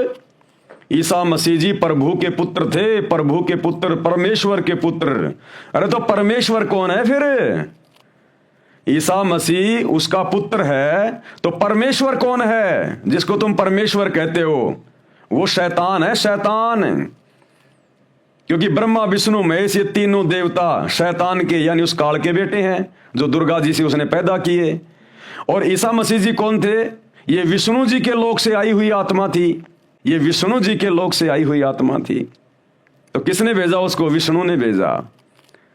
तो जिसको पूरा ईसाई समाज अपना परमेश्वर कहता है ना, परमेश्वर, वो परमेश्वर ये शैतान है, ये काल है, 21 ब्रह्मांड का राजा, जो परमात्मा के सच्चे लोक से दूर आके यहां पर मर गया और हमें भी इसने मार दिया। इसी प्रकार मुसलमान धर्म में जिसको अल्लाह कहा जाता है कि वो हजरत मोहम्मद को मिले, यानी जिब्राइल फरिश्ते के माध्यम से उसने अपना ज्ञान दिया, कुरान शरीफ का ज्ञान दिया। तो मुसलमान समाज वर्तमान में जिसको अपना अल्लाह कह रहा है, वो वही शैतान है, वही काल है वो। तो भाई और बहनों, इस भ्रमणा से बाहर निकलो, सतगुरु रामपाल जी के सत्संग सुनो। उन्होंने हर धर्म की हर पुस्तकों के ऊपर सत्संग कर रखे हैं। जो सच्चाई, जो वास्तविक ज्ञान है, आपने पहले के 3 वीडियो भी देखे होंगे, इतना स्पष्ट ज्ञान सतगुरु रामपाल जी ने दिया है। मुसलमान धर्म की आयतों से रेफरेंस दे दे के, और आगे भी आपको बहुत सारे प्रमाण दिखाए जाएंगे। तो हम इंसान हैं, हम जीव हैं, और हमने भक्ति करके यहां से पीछा छुड़वाना है, नहीं तो ये शैतान इसी प्रकार से हमारी दुर्गति रखेगा। ईसाई श्रद्धालु भी ईसा जी को प्रभु का पुत्र मानते हैं, प्रभु नहीं। संत गरीबदास जी ने कहा है कि यदि आप जी को मेरी बात पर विश्वास नहीं होता तो मेरे द्वारा बताई शास्त्र विधि अनुसार भक्ति साधना करके अपने घर में अर्थात अपने मानव शरीर में अपनी आंखों से देख लो। ठीक इसी प्रकार सतगुरु रामपाल जी कह रहे हैं कि भैया अगर तुम्हें विश्वास नहीं है तो एक बार मेरे सत्संग सुन के, इस ज्ञान को समझ के और मेरे से उपदेश लेके जो मैं तुम्हें भक्ति बता रहा हूं वो भक्ति करके देख लो भाई। इतनी आसान भक्ति, इतनी सरल भक्ति, ना तुमने रोजे रख के भूखा मरना, ना तुमने कोई व्रत करके भूखा मरना, ना तुमने कोई बकरा काटना, ना मुर्गा काटना, कुछ नहीं करना, ना तुमने मस्जिदों में धक्का खाना, ना तुमने मंदिरों में धक्के खाने, ना कहीं पहाड़ों पे, तीर्थों पे, बरसाना में, गोवर्धन में, जगन्नाथ में तुम्हें कहीं धक्के नहीं खाने, कहीं किसी मजार के ऊपर धक्के नहीं खाने। सीधी सी भक्ति है, सीधा सा एक मंत्र है, एक कलमा है। मर्यादा में रह के, बुराइयों को छोड़ के उस मंत्र का जाप करो, तुम्हें स्पष्ट दिखाई देगा, स्पष्ट, जैसे रात में तारे स्पष्ट दिखाई देते हैं कि हम किस भयंकर जाल में, शैतान के जाल में फंसे हुए हैं। जिसको हम अल्लाह मान के पूज रहे थे, भगवान मान के पूज रहे थे। नुकसान क्या है भाई? आपसे इस भक्ति के बदले कोई पैसा नहीं लिया जा रहा, कोई धन नहीं लिया जा रहा, आपकी जमीनें नाम नहीं करवाई जा रही, केवल आपकी बुराइयां छुड़वाई जा रही हैं। बुराई छोड़ोगे तो पाप कर्म करने से बचोगे, नहीं तो शैतान दुर्गति करेगा, दुर्गति। तो एक बार सतगुरु रामपाल जी की शरण में आके उनकी भक्ति करके देख लो भाई। भावार्थ है, सभी धर्मों के मानव स्त्री पुरुष के शरीर की रचना एक जैसी है। चाहे मुसलमान हो, चाहे हिंदू हो, सिख हो, ईसाई हो, चाहे कोई अमेरिका का हो, चाहे पाकिस्तान का हो, सबका शरीर स्त्री पुरुष का एक जैसा है। अरे यदि परमात्मा सबको अलग अलग बनाता, अलग अलग धर्मों वाला बनाता, तो सबके शरीर की रचना भी अलग अलग होनी चाहिए थी। मुसलमान की अलग से कोई पहचान होनी चाहिए थी। मुसलमान का नाक पीछे होना चाहिए था, जैनी का साइड में होना चाहिए था, हिंदू का सामने हो जाता, सिखों का इधर लेफ्ट में हो जाता। कोई तो अलग पहचान होती। अगर भगवान ने अगर इंसान को बनाते समय यदि उसको अलग अलग धर्मों में बांटना था तो, लेकिन भगवान ने कोई किसी प्रकार की असमानता नहीं करी। सबको इंसान बना के भेजा, मनुष्य बना के भेजा, नंगा भेजा, किसी के साथ कोई भेदभाव नहीं किया। तो गरीबदास जी कह रहे हैं कि जितने भी स्त्री या पुरुष हैं पूरे विश्व के, उन सबके शरीर की रचना एक जैसी है। सबके शरीर के अंदर परमात्मा ने एक जैसा मटेरियल, सब कुछ एक जैसा बनाया है। किसी के 4 गुर्दे नहीं लगाए भगवान ने, दिल किसी के 3 नहीं लगाए, सबको समान रूप से बनाया है। तो कहने का मतलब है इन सब बातों से हमने विचार करना चाहिए। और आगे क्या कह रहे हैं, सभी धर्मों के मानव स्त्री और पुरुष के शरीर की रचना एक जैसी है। तत्व ज्ञान नहीं होने के कारण हम धर्मों में बट गए। संत गरीबदास जी ने बताया है कि मानव शरीर में रीढ़ की हड्डी अर्थात बैकबोन यानी स्पाइन के अंदर की ओर निचले सिरे से लेकर कंठ तक, यानी यहां से लेकर कंठ तक 5 ये कमल चक्कर हैं। ये 5 ये कमल चक्कर हैं रीढ़ की हड्डी के अंदर की साइड में, हर स्त्री और ये पुरुष के अंदर। कृपया देखें ये चित्र है यहां पर। अब इसका वर्णन किया गया है आगे। मूल चक्कर, ये चक्कर रीढ़ की हड्डी के अंत से 1 इंच ऊपर गुदा के पास है। इसका देवता श्री गणेश है, यानी हिंदू मुस्लिम सिख ईसाई सबके अंदर श्री गणेश जी का वास है मूल चक्कर में। इस कमल की 4 पंखुड़ियां हैं। कितनी पंखुड़ियां हैं? 4 पंखुड़ियां। ये है मूल कमल, ये गणेश का वासा है यहां पर, ये सबके अंदर है। सेम इसी प्रकार से इस पर गणेश जी का आधिपत्य है। नंबर 2 संवाद चक्कर, यह मूल चक्कर से 2 इंच ऊपर रीढ़ की हड्डी के अंदर की ओर चिपका है। इसके देवता श्री ब्रह्मा जी तथा उनकी पत्नी सावित्री जी है। इस कमल की 6 पंखुड़ियां हैं। कौन सा कमल? ये वाला संवाद चक्कर कमल, जहां पर श्री ब्रह्मा जी और उसकी पत्नी सावित्री का वास है। हर एक स्त्री और पुरुष के रीढ़ की हड्डी के अंदर की साइड में सूक्ष्म रूप में है। कहीं आप लोग जो है काट काट के देखने लग जाओ, ऐसे नहीं दिखाई देंगे। सूक्ष्म है ये, जैसे मोबाइल का जो रेडिएशन होता है वो सूक्ष्म होता है। वो तरंगे जो टावर से आ रही है मोबाइल में वो दिखाई नहीं देती, सूक्ष्म होती है। इसी प्रकार हमारे रीढ़ की हड्डी में इन 5 इन प्रधान देवी देवताओं के स्थान हैं जो इस बॉडी को, इस शरीर को जो हैंडल करते हैं। उसके बाद में तीसरा है नाभि कमल चक्कर। यह नाभि के सामने उसी रीढ़ की हड्डी के साथ चिपका है। इसके देवता श्री विष्णु जी तथा उनकी पत्नी लक्ष्मी जी हैं। इस कमल की 8 पंखुड़ियां हैं। यह है नाभि कमल। यहां पर हमारी जो नाभि है, जो ये सुंडी है, यहां पर अंदर की साइड में रीढ़ की हड्डी के साथ में चिपका हुआ यह कमल, जहां पर श्री विष्णु जी और उसकी पत्नी लक्ष्मी जी का निवास है। नंबर 4 हृदय कमल। ये कमल सीने में बने दोनों स्तनों के मध्य में रीढ़ की हड्डी के साथ चिपका है। इसके देवता श्री शिव जी तथा उनकी पत्नी पार्वती जी हैं। इस कमल की 12 पंखुड़ियां हैं। ये है हृदय कमल, जहां पर श्री शंकर जी और पार्वती जी निवास करती हैं हर एक स्त्री और पुरुष के शरीर में, चाहे हिंदू हो चाहे मुसलमान हो। कंठ कमल 5वां कमल है, कंठ कमल। ये कमल छाती की हड्डियों के ऊपर, जहां से गला शुरू होता है, उसके पीछे रीढ़ की हड्डी के साथ अंत में है। इसकी प्रधान श्री देवी अर्थात दुर्गा जी हैं। इस कमल की 16 पंखुड़ियां हैं। शेष कमल चक्कर ऊपर है। नंबर 6 संगम कमल। संगम कमल या छठा कमल, यह कमल सुषुम्ना के ऊपर वाले द्वार पर है। इसकी 3 पंखुड़ियां हैं। इसमें सरस्वती रूप में देवी दुर्गा जी निवास करती है। काल की पत्नी, शैतान की पत्नी, ये दुर्गा जो नवरात्रे मनाते हैं हिंदू भाई बहन, वो दुर्गा अष्टंगी, शेरा वाली माता, ये शैतान की पत्नी है, काल की पत्नी।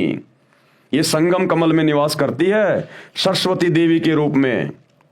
एक पंखुड़ी में देवी दुर्गा सरस्वती रूप में रहती है, उसी के साथ में 72 करोड़ उर्वशी यानी सुंदर स्त्रियां हैं, वो परियां हैं, जो ऊपर जाने वाले भक्तों को अपने जाल में फंसाती है।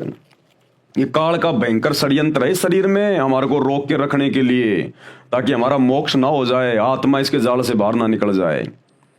जैसी गंदी सोच इंसान की या स्त्री या पुरुष की यहां होती है, शरीर छोड़ने के बाद जब वो आत्मा इन कमलों के अंदर से जाती है, तो देवी दुर्गा को बैठा रखा इस काल ने सरस्वती रूप में, और दुर्गा ने 72 करोड़ सुंदर स्त्रियां उर्वशियां वहां छोड़ रखी हैं उस आत्मा को, उस भगत को, उस साधक को अपने जाल में फंसाने के लिए।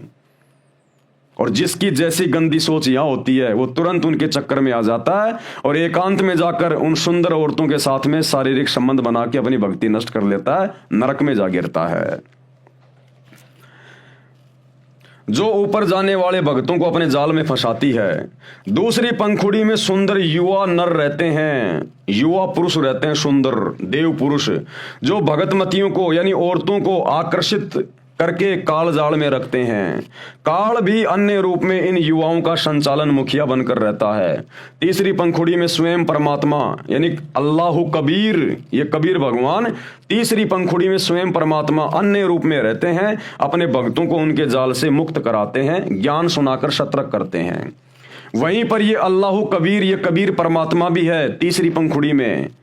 वहां ये अपने भक्तों को जो धरती पर उसकी शरण में होते हैं उसकी भक्ति करते हैं। जैसे हम भगत भाई बहन सतगुरु रामपाल जी अल्लाह कबीर की भक्ति कर रहे हैं, अगर आजीवन इसी प्रकार उनकी मर्यादा में रहकर भक्ति करते रहे तो शरीर छोड़ने के बाद वो सुंदर स्त्रियां, वो सुंदर पुरुष हमें भी फंसाने का प्रयास करेंगे। लेकिन यहां हमारे को सत्संग सुना सुनाकर, ज्ञान दे देकर गुरुदेव हमें पहले से इस पूरे शैतान के षड्यंत्र को समझा देंगे जो यहां लिखा हुआ है। तो हम लोग सतर्क हो जाएंगे कि ये सारी बातें तो गुरुजी हमें सब कुछ सत्संगों में बताया करते थे, पुस्तकों में लिखी हुई थी, ये तो काल का जाल है, ये तो हमारे को फंसाने के लिए खड़ी हैं। और फिर वहां पर यही कबीर परमात्मा सतगुरु रूप में रहता है और अपने भक्तों को वहां पर सतर्क करता है कि बच्चों उधर मत जाना, ये काल का षड्यंत्र है। लेकिन बाकी लोग जो सतगुरु रामपाल जी की शरण में नहीं होते, वो चाहे हिंदू है, मुसलमान है, सिख है, ईसाई है, वो उन औरतों के चक्कर में फंस जाएंगे। औरतें उन युवा जो देवता हैं वहां पर, जो काल की ओर से हमें फंसाने के लिए खड़े रहते हैं, उनके चक्कर में आ जाएंगी। यानी जिसकी जैसी गंदी सोच यहां होगी उसी आधार से वो वहां पर उनके साथ में शारीरिक संबंध बना के अपना धर्म कर्म नष्ट करके काल के जाल में रह जाते हैं। तीसरी पंखुड़ी में स्वयं परमात्मा यानी अल्लाह कबीर, अल्लाह अकबर अन्य रूप में रहते हैं, अपने भक्तों को उनके जाल से मुक्त कराते हैं, ज्ञान सुनाकर सतर्क करते हैं। नंबर 7 है त्रिकुटी कमल चक्कर।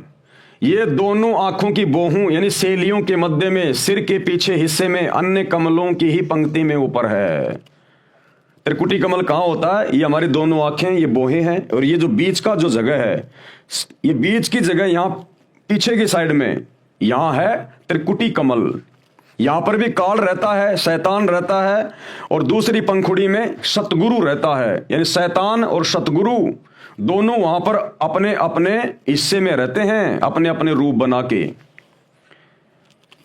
इसका देवता सतगुरु रूप में परमेश्वर ही है। इस कमल की 2 पंखुड़ी हैं, एक सफेद रंग की, दूसरी काले रंग की पंखुड़ी। सफेद पंखुड़ी में सतगुरु रूप में सत्य पुरुष का निवास है, यानी अल्लाह कबीर का निवास है, और काली पंखुड़ी में नकली सतगुरु रूप में काल निरंजन यानी शैतान का वास है। नंबर 8 सहस्त्र कमल चक्कर दल। ये कमल सिर के मध्य भाग से 2 उंगल नीचे अन्य कमलों की ही पंक्ति में है। यानी आप और हमारा जो सिर है, चाहे हिंदू हो चाहे मुसलमान हो, जहां पर ये चोटी रखने की जगह होती है ना, इससे 2 उंगल नीचे है ये सहस्त्र कमल चक्कर, जो कि काल का है।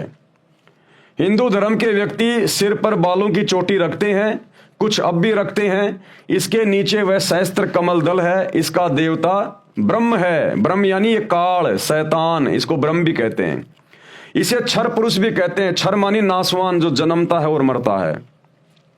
जिसने गीता व वेदों का ज्ञान गुप्त रहकर कहा है। इस कमल की 1000 पंखुड़ियां हैं। इनको काल ब्रह्म ने प्रकाश से भर रखा है, यानी रोशनी से भर रखा है। ये खुद वहां पर अपने ओरिजिनल रूप में किसी को दर्शन नहीं देता, स्वयं इसी कमल चक्कर में दूर रहता है। वह स्वयं दिखाई नहीं देता, केवल पंखुड़ियां चमकती दिखाई देती है। अष्ट कमल दल यानी 8वां कमल दल, इस कमल का देवता अक्षर पुरुष है, जो काल के लोक से ऊपर अक्षर पुरुष, जिसके 7 शंख ब्रह्मांड हैं। इसे पर ब्रह्म भी कहते हैं, यानी इस ब्रह्म से ऊपर वाला भगवान पर ब्रह्म अक्षर पुरुष। इनकी पंखुड़ियां भी 8 हैं। इसकी स्थिति नहीं बताऊंगा, क्योंकि नकली गुरु भी इसको जानकर जनता को भ्रमित कर देंगे।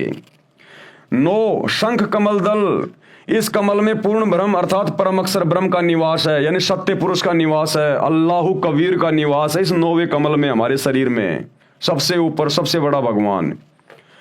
इसकी शंख पंखुड़ियां यानी अनंत पंखुड़ियां हैं। इसकी स्थिति भी नहीं बताऊंगा, कारण ऊपर लिख दिया गया है।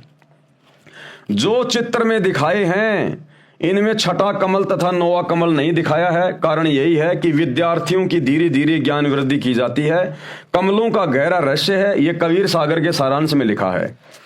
शरीर में ये कमल ऐसा कार्य करते हैं जैसे टेलीविजन में चैनल लगे हैं। अब ये कमल क्या काम करते हैं, जिनमें ये देवी देवता बसे हुए हैं, काल बसा हुआ है, सतगुरु भी बसा हुआ है सूक्ष्म रूप में। क्या काम करते हैं ये कमल? ये कमल एक टीवी चैनल की भांति है, टीवी चैनल की भांति। जिस प्रकार अमेरिका में मैच चल रहा है और इंडिया में हम लोग टीवी में लाइव देख रहे हैं, मैच कहां चल रहा है और टीवी चैनल में हम अपने घर पर लाखों किलोमीटर दूर बैठ के लाइव देख रहे हैं। तो इसी प्रकार हमारे शरीर में इन देवी देवताओं के कमल हैं। इन देवी देवताओं के लोक ऊपर हैं, यहां से हजारों लाखों किलोमीटर दूर हैं। लेकिन उनके लोकों में क्या हो रहा है, क्या क्या घटनाएं घटित हो रही हैं। कोई डांस कर रहा है, कोई खा रहा पी रहा है, ऐश कर रहा है, देवी देवता, ये इन सबको हमारे शरीर में बने हुए इन कमलों में देखा जा सकता है, अगर किसी का कमल ऑन हो गया हो तो। और ये कमल ऑन होने के मंत्र केवल धरती पर पूरे विश्व में वर्तमान में सच्चे मुर्शिद सतगुरु रामपाल जी के पास हैं। तो गरीबदास जी कह रहे हैं, भैया अगर आप लोगों को मेरी बातों पे यकीन नहीं है तो जब वो अल्लाह कबीर सच्चा मुर्शिद सतगुरु जब धरती पर आता, अपना ज्ञान देता है, उससे उपदेश लेकर उसकी भक्ति करो, उन मंत्रों का जाप करो, तुम्हारे कमल खुल जाएंगे। और अपने घर में देख लो, अपने घर में यानी अपने शरीर में उन कमलों को ऑन करके देख लो कि हजरत मोहम्मद जी कौन से लोक से आए थे, वो किसके गण थे, और आदम जी किसके लोक से आए थे, वो किसके गण थे। जिस प्रकार YouTube में जाके हम पहले का कोई भी वीडियो देख सकते हैं, इसी प्रकार जिसके ये कमल चक्कर ऑन हो जाएंगे वो सारा सब कुछ देख लेगा इस ब्रह्मांड में क्या हो रहा है। तो गुरुदेव कह रहे हैं, हिंदू मुसलमान सिख ईसाइयों आपस में लड़ो मत, झगड़ो मत कि हमारे पैगंबर बड़े, हमारे अवतार बड़े, हमारा अल्लाह बड़ा, हमारा खुदा बड़ा। तुम्हारा अल्लाह खुदा ये शैतान है, और ब्रह्मा विष्णु महेश के माध्यम से नीचे तुम्हारी ये पैगंबर भेजता है, ये अवतार भेजता है। और ये सारा ये दृश्य तुम्हें स्पष्ट दिखाई देगा जब तुम सतगुरु रामपाल जी से उपदेश लेकर उनके सत भक्ति मंत्रों का जाप करोगे। फिर तुम्हें कोई संशय नहीं होगी कि वही मोहम्मद और वही महादेव, वही आदम, वही ब्रह्मा और दास गरीब कहे भाई सत भक्ति करके देखो अपने घर में, अपने घर में देखो, अपने इन कमलों में देख लो। कमलों का गहरा रहस्य है, ये कबीर सागर के सारांश में लिखा है। शरीर में ये कमल ऐसा कार्य करते हैं जैसे टेलीविजन में चैनल लगे हैं।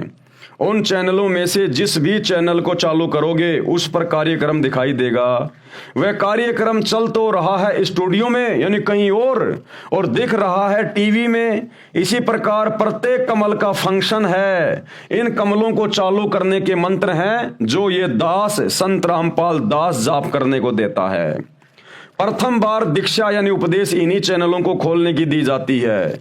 मंत्रों की शक्ति से सर्व कमल ऑन हो जाते हैं। फिर भगत अपने शरीर में लगे चैनल में उस देव के धाम को यानी लोक को देख सकता है, वहां के सभी नजारे देख सकता है। इसलिए संत गरीबदास जी ने कहा है कि आप अपने शरीर के चैनल ऑन करके स्वयं देख लो कि आदम जी आपको ब्रह्मा जी के लोक से आए दिखाई देंगे, क्योंकि वहां पर सारे रिकॉर्ड उपलब्ध हैं। जैसे वर्तमान में यूट्यूब है, इसी प्रकार प्रत्येक देव के लोक में आप जो पूर्व में हुई घटना देखना चाहें आप देख सकते हैं। इसी प्रकार हजरत मोहम्मद जी आपको शिव जी के लोक से आए हुए दिखाई देंगे। इसी प्रकार ईसा जी भी श्री विष्णु जी के लोक से आए दिखाई देंगे। आगे गुरुदेव भगवान क्या लिख रहे हैं? मक्का महादेव का मंदिर है, जहां पर मुसलमान भाई बहन जाते हैं हज करने के लिए। मक्का काबा, ये श्री शंकर जी का मंदिर है। श्री शंकर जी का मंदिर जहां पर आप लोग अल्लाह के दर्शन करने जाते हो, वहां पर शैतान बैठा है। शैतान, ये महादेव का मंदिर है, शंकर जी का। ये परमात्मा बता रहे हैं, परमात्मा लिख रहे हैं, अल्लाहु कबीर। साध वचन पलटे नहीं, चाहे पलट जाए ब्रह्मांड, क्योंकि तीनों देवताओं के माध्यम से, ब्रह्मा विष्णु महेश के माध्यम से ही ये शैतान, ये काल नीचे अपनी सृष्टि चलाता है। ये आज हम वर्तमान में हिंदू मुसलमान बन गए, पहले कोई हिंदू मुसलमान नहीं था। तो जो काबा है जहां पर तुम लोग हज करने जाते हो, वो शंकर जी का मंदिर है, और तुम्हारे हजरत मोहम्मद जी उसी शंकर जी के लोक से आई हुई आत्मा है। भाई और बहनों, ये थोड़े बहुत दिनों की बात है। 2028 युग परिवर्तन का समय है, भयंकर महाविनाश होगा। समझदार आत्माएं तो समय रहते सतगुरु रामपाल जी की शरण में आ जाएंगी, अपने और अपने परिवार का बचाव कर लेंगी। अन्यथा 2028 के बाद दुर्गति करवा के लोगों ने मजबूरन नाक रगड़ के सतगुरु रामपाल जी अल्लाह कबीर की शरण में आना पड़ेगा, और फिर वो जैसा कहेंगे सब कुछ मानना पड़ेगा। हाँ जी, बिल्कुल सही कह रहे हो, बिल्कुल जी, मोहम्मद जी शंकर जी के लोक से आए हैं, जैसे आज आप और हम भगत भाई बहन निसन से मान रहे हैं। तो क्या कह रहे हैं गुरुदेव? मक्का महादेव का मंदिर है। सिख धर्म की पुस्तक भाई बाले वाली जन्म साखी में प्रमाण है। सिख धर्म की एक पुस्तक है भाई बाले वाली जन्म साखी, यानी श्री नानक जी के साथ में उनके दो परम शिष्य रहते थे, भाई बाला और भाई मर्दाना। तो नानक जी के शरीर छोड़ने के बाद में भाई बाला ने जो समय उन्होंने नानक जी के साथ में बिताया, जो जो चमत्कार देखे, वो सब कुछ उन्होंने एक पुस्तक के माध्यम से रिकॉर्ड किया, भाई बाले वाली जन्म साखी। आगे चलकर गुरु अंगद देव जी ने उस पुस्तक का निर्माण किया, भाई बालाजी से सारी बातें सुन के और समझ कर, क्योंकि नानक जी ने शरीर छोड़ने से पहले श्री अंगद देव जी को अपना उत्तराधिकारी घोषित कर दिया था।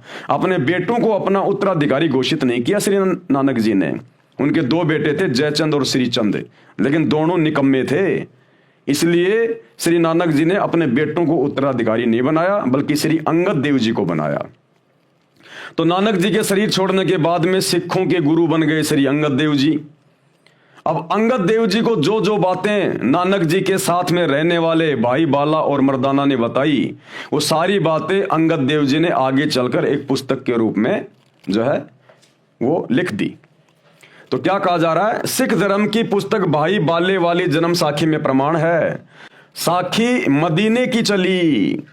हिंदी वाली के पेज नंबर 262 पर श्री नानक जी ने 4 इमामों के प्रश्न का जवाब देते हुए कहा है, आखे नानक शाह सच सुन हो 4 इमाम, मक्का है महादेव का ब्राह्मण सन सुल्तान।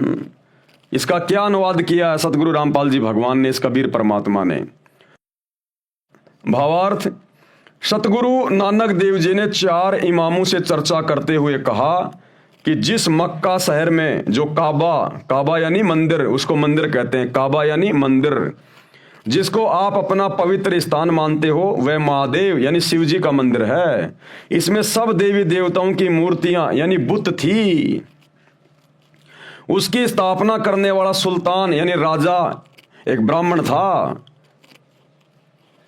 जो ये काबा है, जो मक्का मदीना वाला जो ये काबा है, इसकी स्थापना एक ब्राह्मण राजा ने करवाई थी। ब्राह्मण राजा ने शंकर भगवान का मंदिर बनवाया था। वो बाद में सब मूर्तियां उठा दी गई थी। नबी इब्राहिम व हजरत इस्माइल ने इसका पुनः निर्माण करवाया। आगे चलकर फिर उस काबा का नबी इब्राहिम और हजरत इस्माइल ने इसका दोबारा से निर्माण करवाया, और फिर मुसलमानों ने मान लिया यह तो हमारे अल्लाह का काबा है। जिस प्रकार भाइयों और बहनों लाल किले का निर्माण द्वापर युग में पांडवों ने करवाया था, पांडवों ने। उसके बाद में मुगल आए, मुगलों ने अपना राज्य स्थापित कर लिया। 800 साल तक भारत पर दिल्ली के लाल किले में रहकर मुगलों ने शासन किया। तो आज ज्यादातर लोग यही जानते हैं कि ये जो दिल्ली का लाल किला है ये मुसलमानों ने बनाया, ये मुगलों ने बनवाया, जबकि ये द्वापर युग में 5 पांडवों ने बनवाया था। इसको हस्तिनापुर कहते थे, हस्तिनापुर।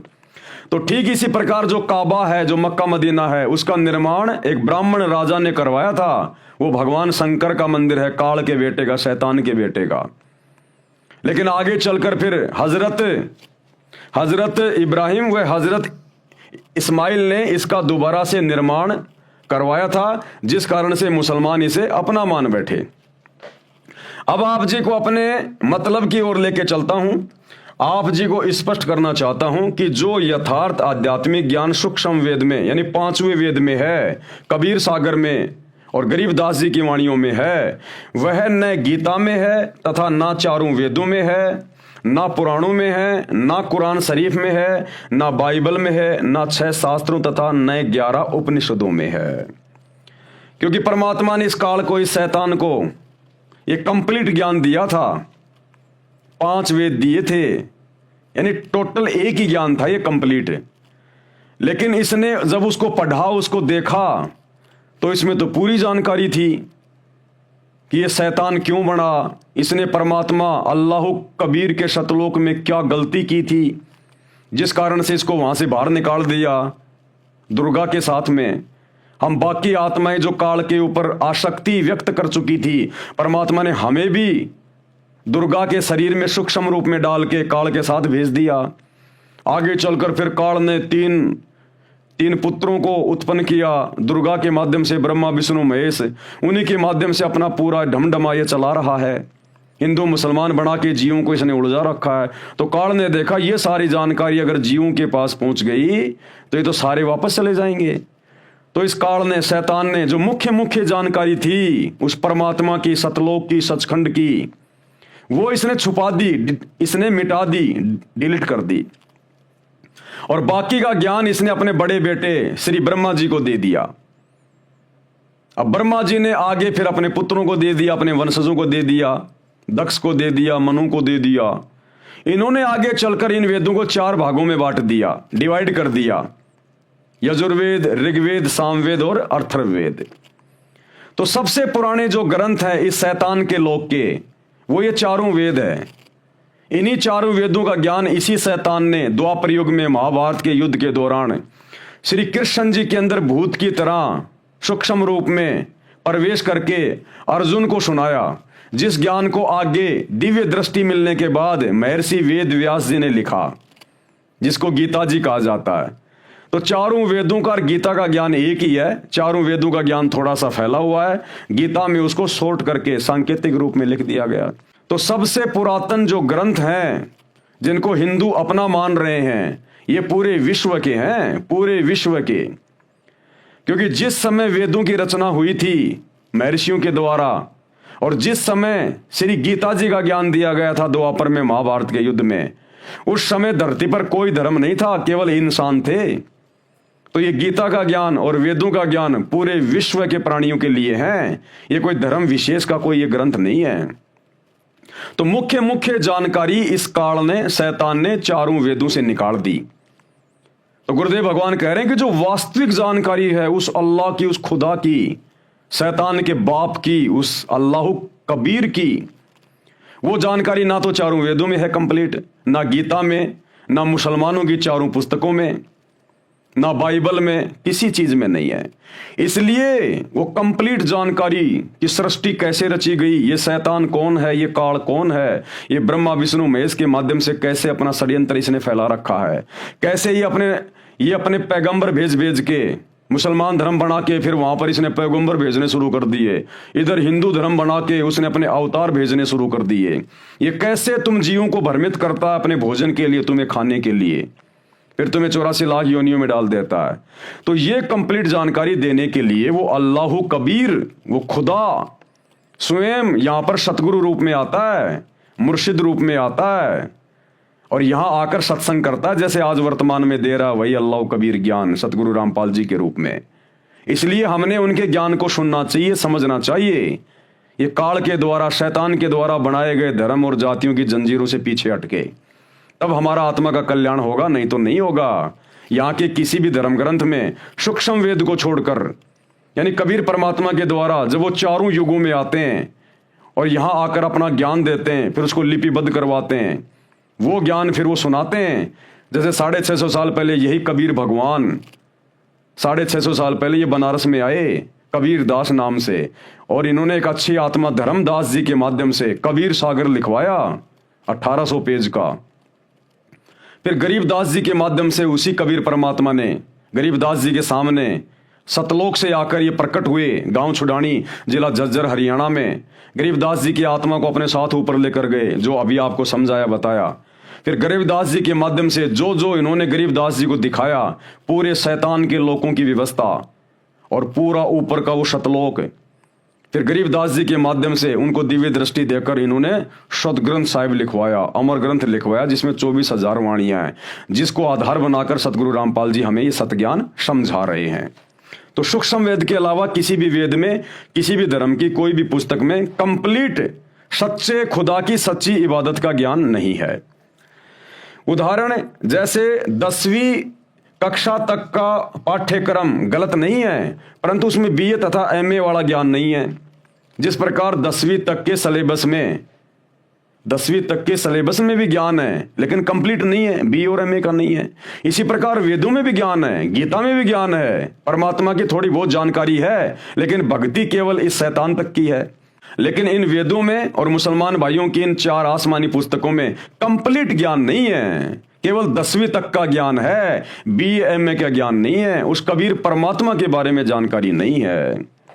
जैसे उदाहरण, जैसे 10वीं कक्षा तक का पाठ्यक्रम गलत नहीं है, परंतु उसमें BA तथा MA वाला ज्ञान नहीं है। वह पाठ्यक्रम गलत नहीं है, परंतु पर्याप्त भी नहीं है, समझने के लिए इतना ही पर्याप्त है। यानी उसमें ज्ञान जो है वो आधा अधूरा है। उस ज्ञान को सुनकर समझकर हम मोक्ष प्राप्त नहीं कर सकते, गधे कुत्ते बनने से नहीं बच सकते, नरक में जाने से नहीं बच सकते, केवल काल तक की साधना में रहेंगे। इनमें केवल इतना ही ज्ञान है।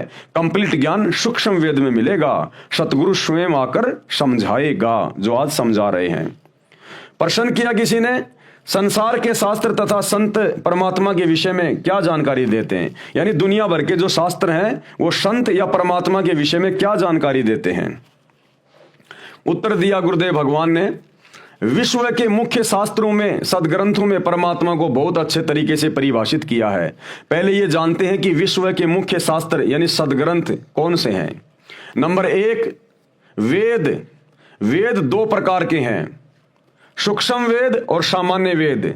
सामान्य वेद आपको बता दिए, ये 4 वेद जो शैतान ने अपने बेटे ब्रह्मा को दिए, ब्रह्मा ने अपने वंशजों को दिए। आगे चलकर इनकी 4 मोटी मोटी पुस्तकें बता दी गई, जिनमें केवल शैतान यानी काल तक का ज्ञान है।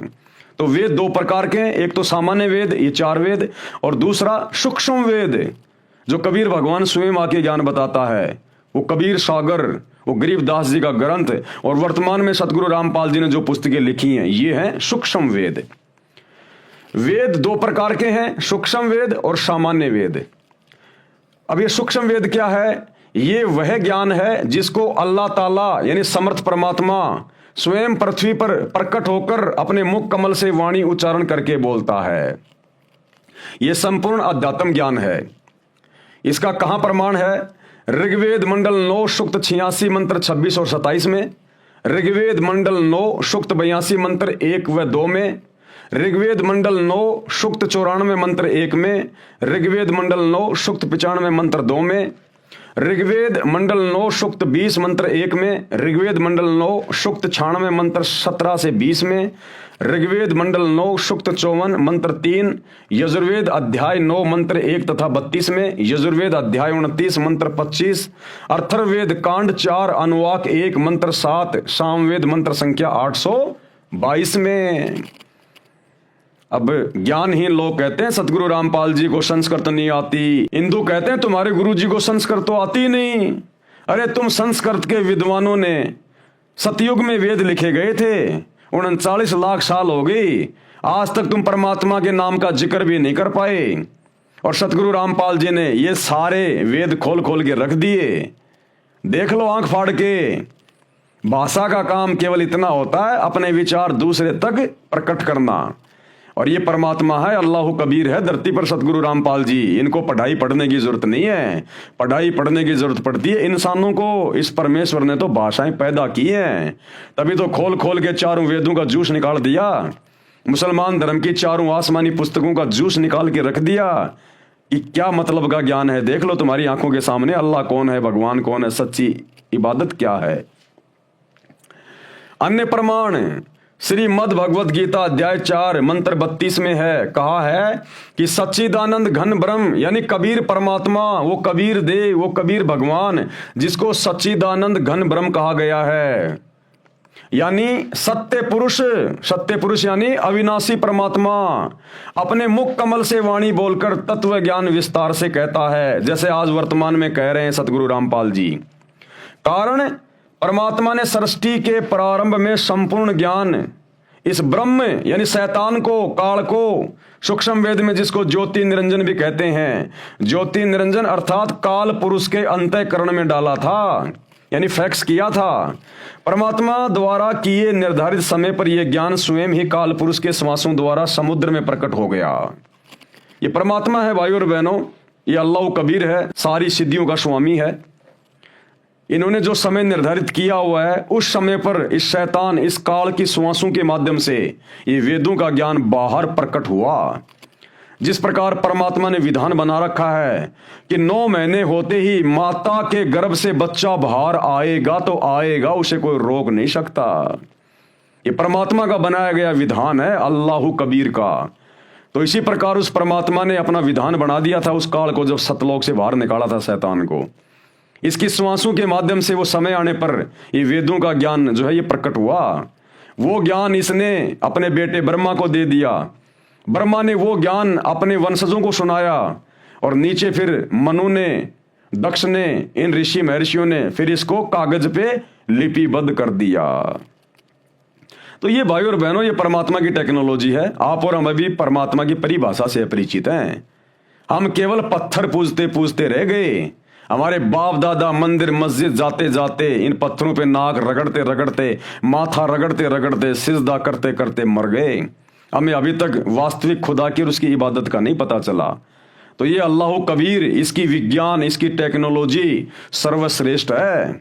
ये आजकल के वैज्ञानिक उसी परमात्मा के द्वारा दी गई बुद्धि के आधार से ये टीवी, रेडियो, मोबाइल, इंटरनेट, हवाई जहाज बना के पता नहीं अपने आप को खुदा मान बैठे। अरे तुम जिस मटेरियल के ऊपर ये चीजें बना रहे हो, आविष्कार कर रहे हो, ये मटेरियल किसका है? इसी जमीन से लिया तुमने खोद खोद के पहाड़ों को। ये पहाड़ किसने बनाई? मिट्टी किसने बनाई? धरती किसने बनाई? उस खुदा ने, उस अल्लाह ने। ये उसी का मटेरियल है, वरना कहां से बनाते तुम? ये बुद्धि आज से पहले नहीं थी इंसान के पास में। ये पैगंबर जा लिए, अवतार जा लिए, क्या उनको जरूरत नहीं थी मोबाइल की, गाड़ियों की, पंखे की, एसी की, हीटर की? वो क्यों नहीं बना पाए? आज क्यों बना रहा इंसान? इसी कबीर अल्लाह ने, सतगुरु रामपाल जी ने इंसान को बुद्धि दी है। और ये सारे साधन, ये टीवी, रेडियो, मोबाइल, इंटरनेट, गाड़ियां, हवाई जहाज, ये भक्ति में सहयोग के लिए बनवाई है भगवान ने, क्योंकि ये भक्ति युग चल रहा भी है। 2028 के बाद जितनी भी आत्माएं बचेंगी महाविनाश के बाद, वो सब सतगुरु रामपाल जी की भक्ति करेंगी। और भविष्य मालिका कहती है टोटल 64 करोड़ व्यक्ति बचेंगे पूरे विश्व में, इतना विनाश होगा। उसके बाद ये विज्ञान हम भक्तों के काम आएगी। अभी तो काल शैतान बकवास ज्यादा करवा रहा है। फिल्में बनवा दी, अश्लील फिल्में बनवा दी, दुनिया भर के लोग शॉर्ट वीडियो, रील वगैरह। ये परमात्मा सतगुरु रामपाल जी के सत्संग सुनने और सुनाने के लिए ये मोबाइल बने, ये टीवी बने। भगत भाई बहनों ने आपस में अपने परमात्मा की, अपने गुरु की ज्ञान चर्चा के लिए ये मोबाइल बनवाए। आजकल इनमें बकवास चल रही है, ये 2-4 साल की बकवास है, उसके बाद कुछ नहीं है। भक्ति चलेगी पूरे विश्व में। ये एरोप्लेन, हेलीकॉप्टर, गाड़ियां, ये सत्संग में आने जाने के लिए परमात्मा ने बनवाई हैं। ये फालतू में 2 नंबर के काम करने के लिए नहीं बनवाई। ये तो शैतान इनका दुरुपयोग करवा रहा है, वर्तमान में आपके कर्म फुड़वा रहा है। आने वाले समय में इस कबीर भगवान सतगुरु रामपाल जी के द्वारा इंसान को बुद्धि देकर बनवाई गई इन प्रत्येक वैज्ञानिक वस्तुओं का प्रयोग उपयोग केवल भक्ति में होगा। तो ये थोड़े समय की बकवाद है, ज्यादा की नहीं है। तो क्या कह रहे हैं, ज्योति निरंजन अर्थात काल पुरुष के अंतःकरण में डाला था ये ज्ञान, ये वेद उस कबीर अल्लाह ने फैक्स किया था। परमात्मा द्वारा किए निर्धारित समय पर यह ज्ञान स्वयं ही काल पुरुष के श्वासों द्वारा समुद्र में प्रकट हो गया। जिस प्रकार ये वैज्ञानिक जो ये फैक्स वगैरह इन्होंने बना दिए उस मालिक के आशीर्वाद से, ये हमारे भक्ति समझने में बड़े सहायक हैं।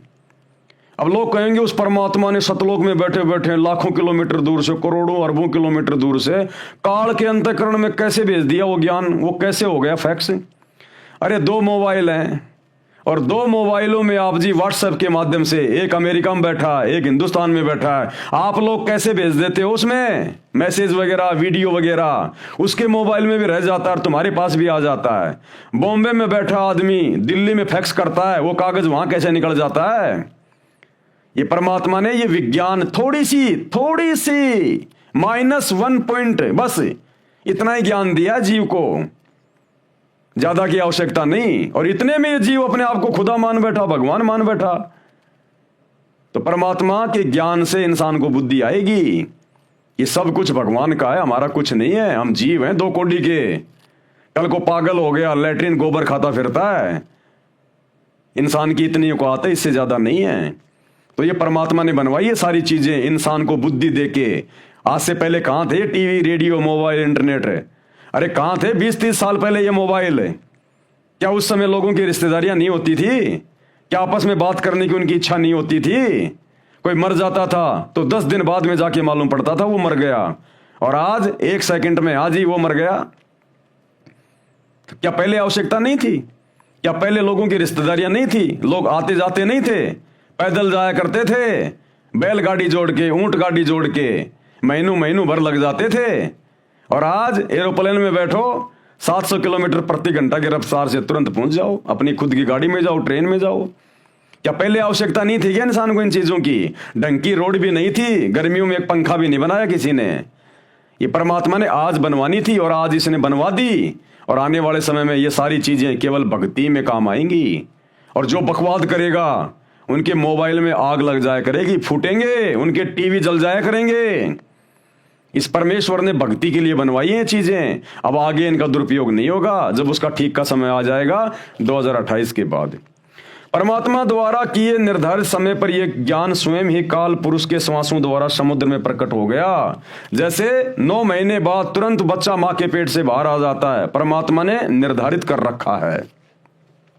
काल पुरुष यानी शैतान ने इसमें से महत्वपूर्ण जानकारी निकाल दी। इसने देखा इसमें तो तेरे बारे में सब कुछ लिखा हुआ है, और ये सारी बात अगर मेरे तीनों बेटों को पता चल गई, ब्रह्मा विष्णु महेश को, कि हमारा बाप तो शैतान है, काल है, इसने तो सच्चे उस खुदा से बहुत बड़ा धोखा किया जिस कारण से इसको यहां पटक दिया गया, और ये तो अपने भोजन के लिए हम ब्रह्मा विष्णु महेश को खड़ा करके और जीवों को मरवा रहा है और ये पैदा करवा रहा है। तो काल ने देखा, शैतान ने देखा, अगर ये बात मेरे तीनों बेटों तक पहुंच गई तो मेरे लिए फिर काम नहीं करेंगे ये।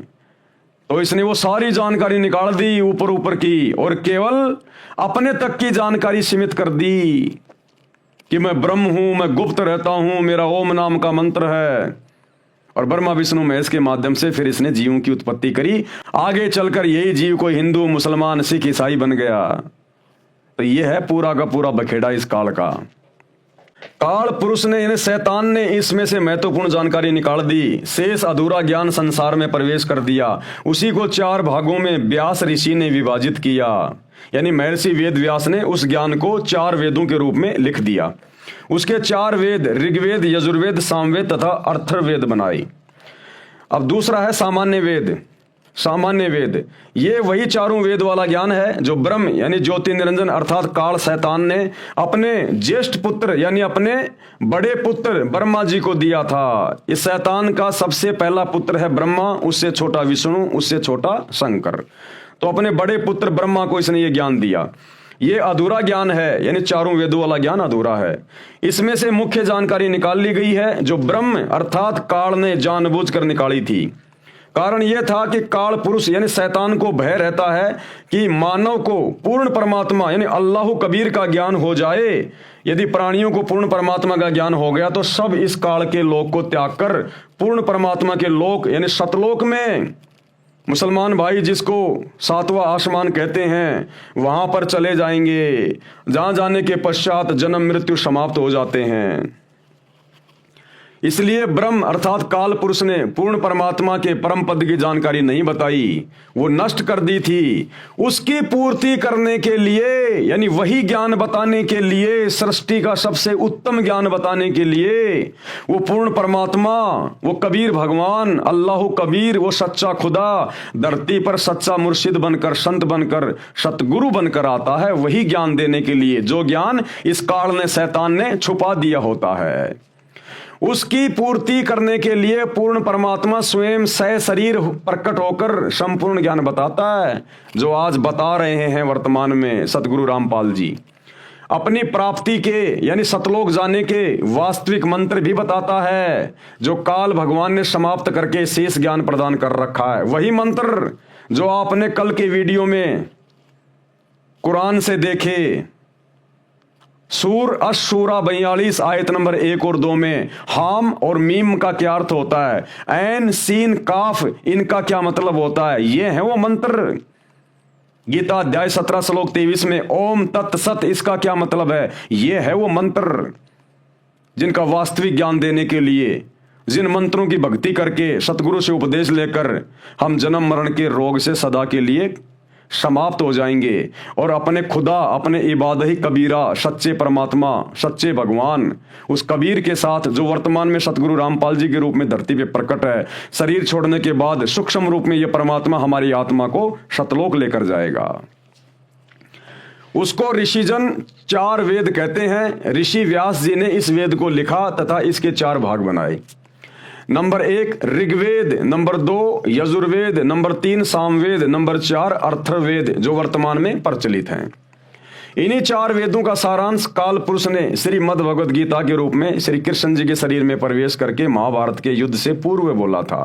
वह भी बाद में महर्षि व्यास जी ने कागज पर लिखा, जो आज अपने को उपलब्ध है। अब आगे भाइयों और बहनों, सदग्रंथों में बाइबल का नाम भी है। बाइबल ये 3 पुस्तकों का संग्रह है। यानी बाइबल के अंदर, ईसाई भाई बहनों की बाइबल के अंदर भी सृष्टि रचना का यही ज्ञान है, इसी शैतान का ज्ञान है। जो ज्ञान कुरान शरीफ में है, कुरान मजीद में है, तौरेत में है, जबूर में है, इंजिल में है, जो ज्ञान सिखों के गुरु ग्रंथ साहिब में है, जो ज्ञान 4 वेदों में है, गीता में है, यही सारा का सारा ज्ञान जो काल ने आधा अधूरा यहां पर फैला रखा है। इस ज्ञान का प्रमाण आपको बाइबल में भी देखने को मिलेगा कि वो अल्लाह कौन है, परमात्मा कौन है, परमेश्वर कौन है, ईसा मसीह का वो परमेश्वर कौन है, वो कहाँ रहता है, उसने सृष्टि को कब बनाया, कैसे बनाया, वो सारा ज्ञान ईसाइयों की बाइबल में भी उपलब्ध है, एज इट इज, ज्यों का त्यों। तो भाइयों और बहनों, आज के वीडियो में हम केवल इतना ही लेंगे। हम धीरे धीरे आगे बढ़ेंगे क्योंकि ये मसला बहुत ज़्यादा उलझा हुआ है। और जो नए भाई बहन हैं, हिंदू, मुस्लिम, सिख, ईसाई, जो ये मेरे वीडियो देख रहे हैं, उनसे मेरी प्रार्थना है, अगर आप मेरे वीडियो के साथ साथ में सतगुरु रामपाल जी के द्वारा जो सत्संग कर दिए गए हैं, विशेष तौर पर सृष्टि रचना जो उन्होंने कई बार अपने सत्संगों में जो बताई है, जिसके 2-2, 3-3, 4-4 घंटे की वीडियो आपको यूट्यूब पर मिल जाएंगे। यदि आप सर्च करोगे सृष्टि रचना संत रामपाल जी भगवान, आप सृष्टि रचना को पढ़िएगा। ये सृष्टि रचना मास्टर ऑफ की है दुनिया के सभी धर्म ग्रंथों के इन निष्कर्षों को जानने की, पहचानने की। यानी आप किसी भी धर्म ग्रंथ को, चाहे किसी भी धर्म का हो, आप उसको उसी समय समझ सकते हैं जब आप सतगुरु रामपाल जी के द्वारा बताई गई सृष्टि रचना को कई बार सुन के अच्छे से समझेंगे। उस सृष्टि रचना में सभी धर्मों के धर्म ग्रंथों की भी वो जानकारी दे रहे हैं, विद प्रमाण दिखा रहे हैं कि मुसलमानों की 4 पुस्तकों में सृष्टि रचना का जिक्र कहाँ है, हिंदुओं के 4 वेदों में और गीता में कहाँ है, बाइबल में कहाँ है। उसके बाद आप मेरे वीडियो बहुत अच्छे से समझने लगोगे। और भाइयों और बहनों, ये मनुष्य जन्म बहुत अनमोल है, परमात्मा ने मेहर बख्शी है। जिस समय आज वे धरती पे प्रकट हैं संत रूप में, उस समय आप और हमारे को ये मनुष्य जन्म प्राप्त होना, ये बड़ा परम सौभाग्य है। आज हम अपना आत्म कल्याण करवा सकते हैं, उद्धार करवा सकते हैं। केवल यही वो समय है थोड़ा सा, जब तक सतगुरु रामपाल जी धरती पे हैं, हम मोक्ष प्राप्त कर सकते हैं। अन्यथा कितनी भक्ति कर लो, कितनी साधना कर लो, हम इसी शैतान के जाल में फंसे रहते हैं। तो आज जितने भी स्त्री और पुरुष पूरे विश्व में, पूरे संसार में हैं, जिनका जन्म है इस समय जब ये अल्लाह कबीर सतगुरु रामपाल जी धरती पे प्रकट है, हमारा परम सौभाग्य है। हम शैतान के षड्यंत्र से बाहर निकल सकते हैं, जन्म मरण का रोग समाप्त करवा सकते हैं, गधे कुत्ते बनने से, नरक में जाने से, दुर्गति करवाने से बच सकते हैं।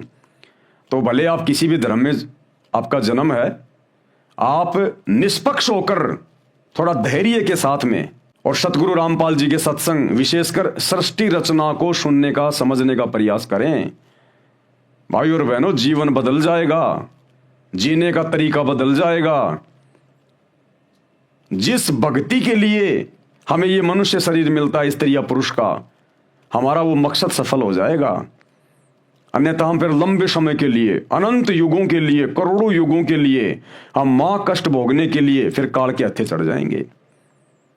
तो अपनी आत्मा का कल्याण करवाओ। ये शरीर छूटने के बाद अगर भक्ति नहीं करी, आज अगर भक्ति करी नहीं, मान बढ़ाई में, अहंकार में फूले रहे, मेरा धर्म बड़ा, मेरा खुदा बड़ा, मेरा राम बड़ा, ना खुदा बड़ा ना राम बड़ा, जो बड़ा है वो आज धरती पे आया हुआ है, उसकी तुम सुन नहीं रहे, तो भाई फिर काल के हत्थे चढ़ जाओगे, बहुत बात बिगड़ जाएगी, फिर लेन देन में नहीं आएगी फिर ये बात है। तो विनती है, प्रार्थना है, निष्पक्ष होके सुनो। आप सब धर्म के मानने वालों की धर्म की पुस्तकों से दिखाया जा रहा है, फिर तो कोई संशय नहीं होना चाहिए ना। कोई अपनी तरफ से बताए, मनमाने रूप से बताए तो बात अलग है। जो गूढ़ ज्ञान मुसलमान धर्म के मुल्ला मौलवी आज तक नहीं बता पाए, जो गूढ़ ज्ञान चारों वेदों से आचार्य शंकराचार्य नहीं बता पाए, कोई पोप पादरी बाइबल से नहीं बता पाया, वो ज्ञान सतगुरु रामपाल जी बता रहे हैं। अरे कम से कम ये सोच के तो विचार करो ये कि ये कौन शक्ति है, कोई बता सकता है? किसी ने बताया क्या आज तक? हिंदू धर्म के चारों शंकराचार्यों को भी चारों वेदों का ज्ञान नहीं है। चारों शंकराचार्यों ने एक एक वेद को बांट रखा है, क्या खाक ज्ञान है उनको। और सतगुरु रामपाल जी ने पूरी दुनिया के धर्म ग्रंथों को खोल के रख दिया। तो ये स्वयं अल्लाह कबीर है, पहचानो अपने पिता को। तो भाई और बहनों, आज की वीडियो में केवल इतना ही। कल रात्रि 8 बजे सभी भाई बहन फिर से जुड़िए। तब तक गुरुदेव भगवान हम सबको आज्ञा दें, सद्बुद्धि दें, आशीर्वाद दें। बंदी छोड़ अल्लाह कबीर सतगुरु रामपाल जी परमेश्वर जी की जय हो।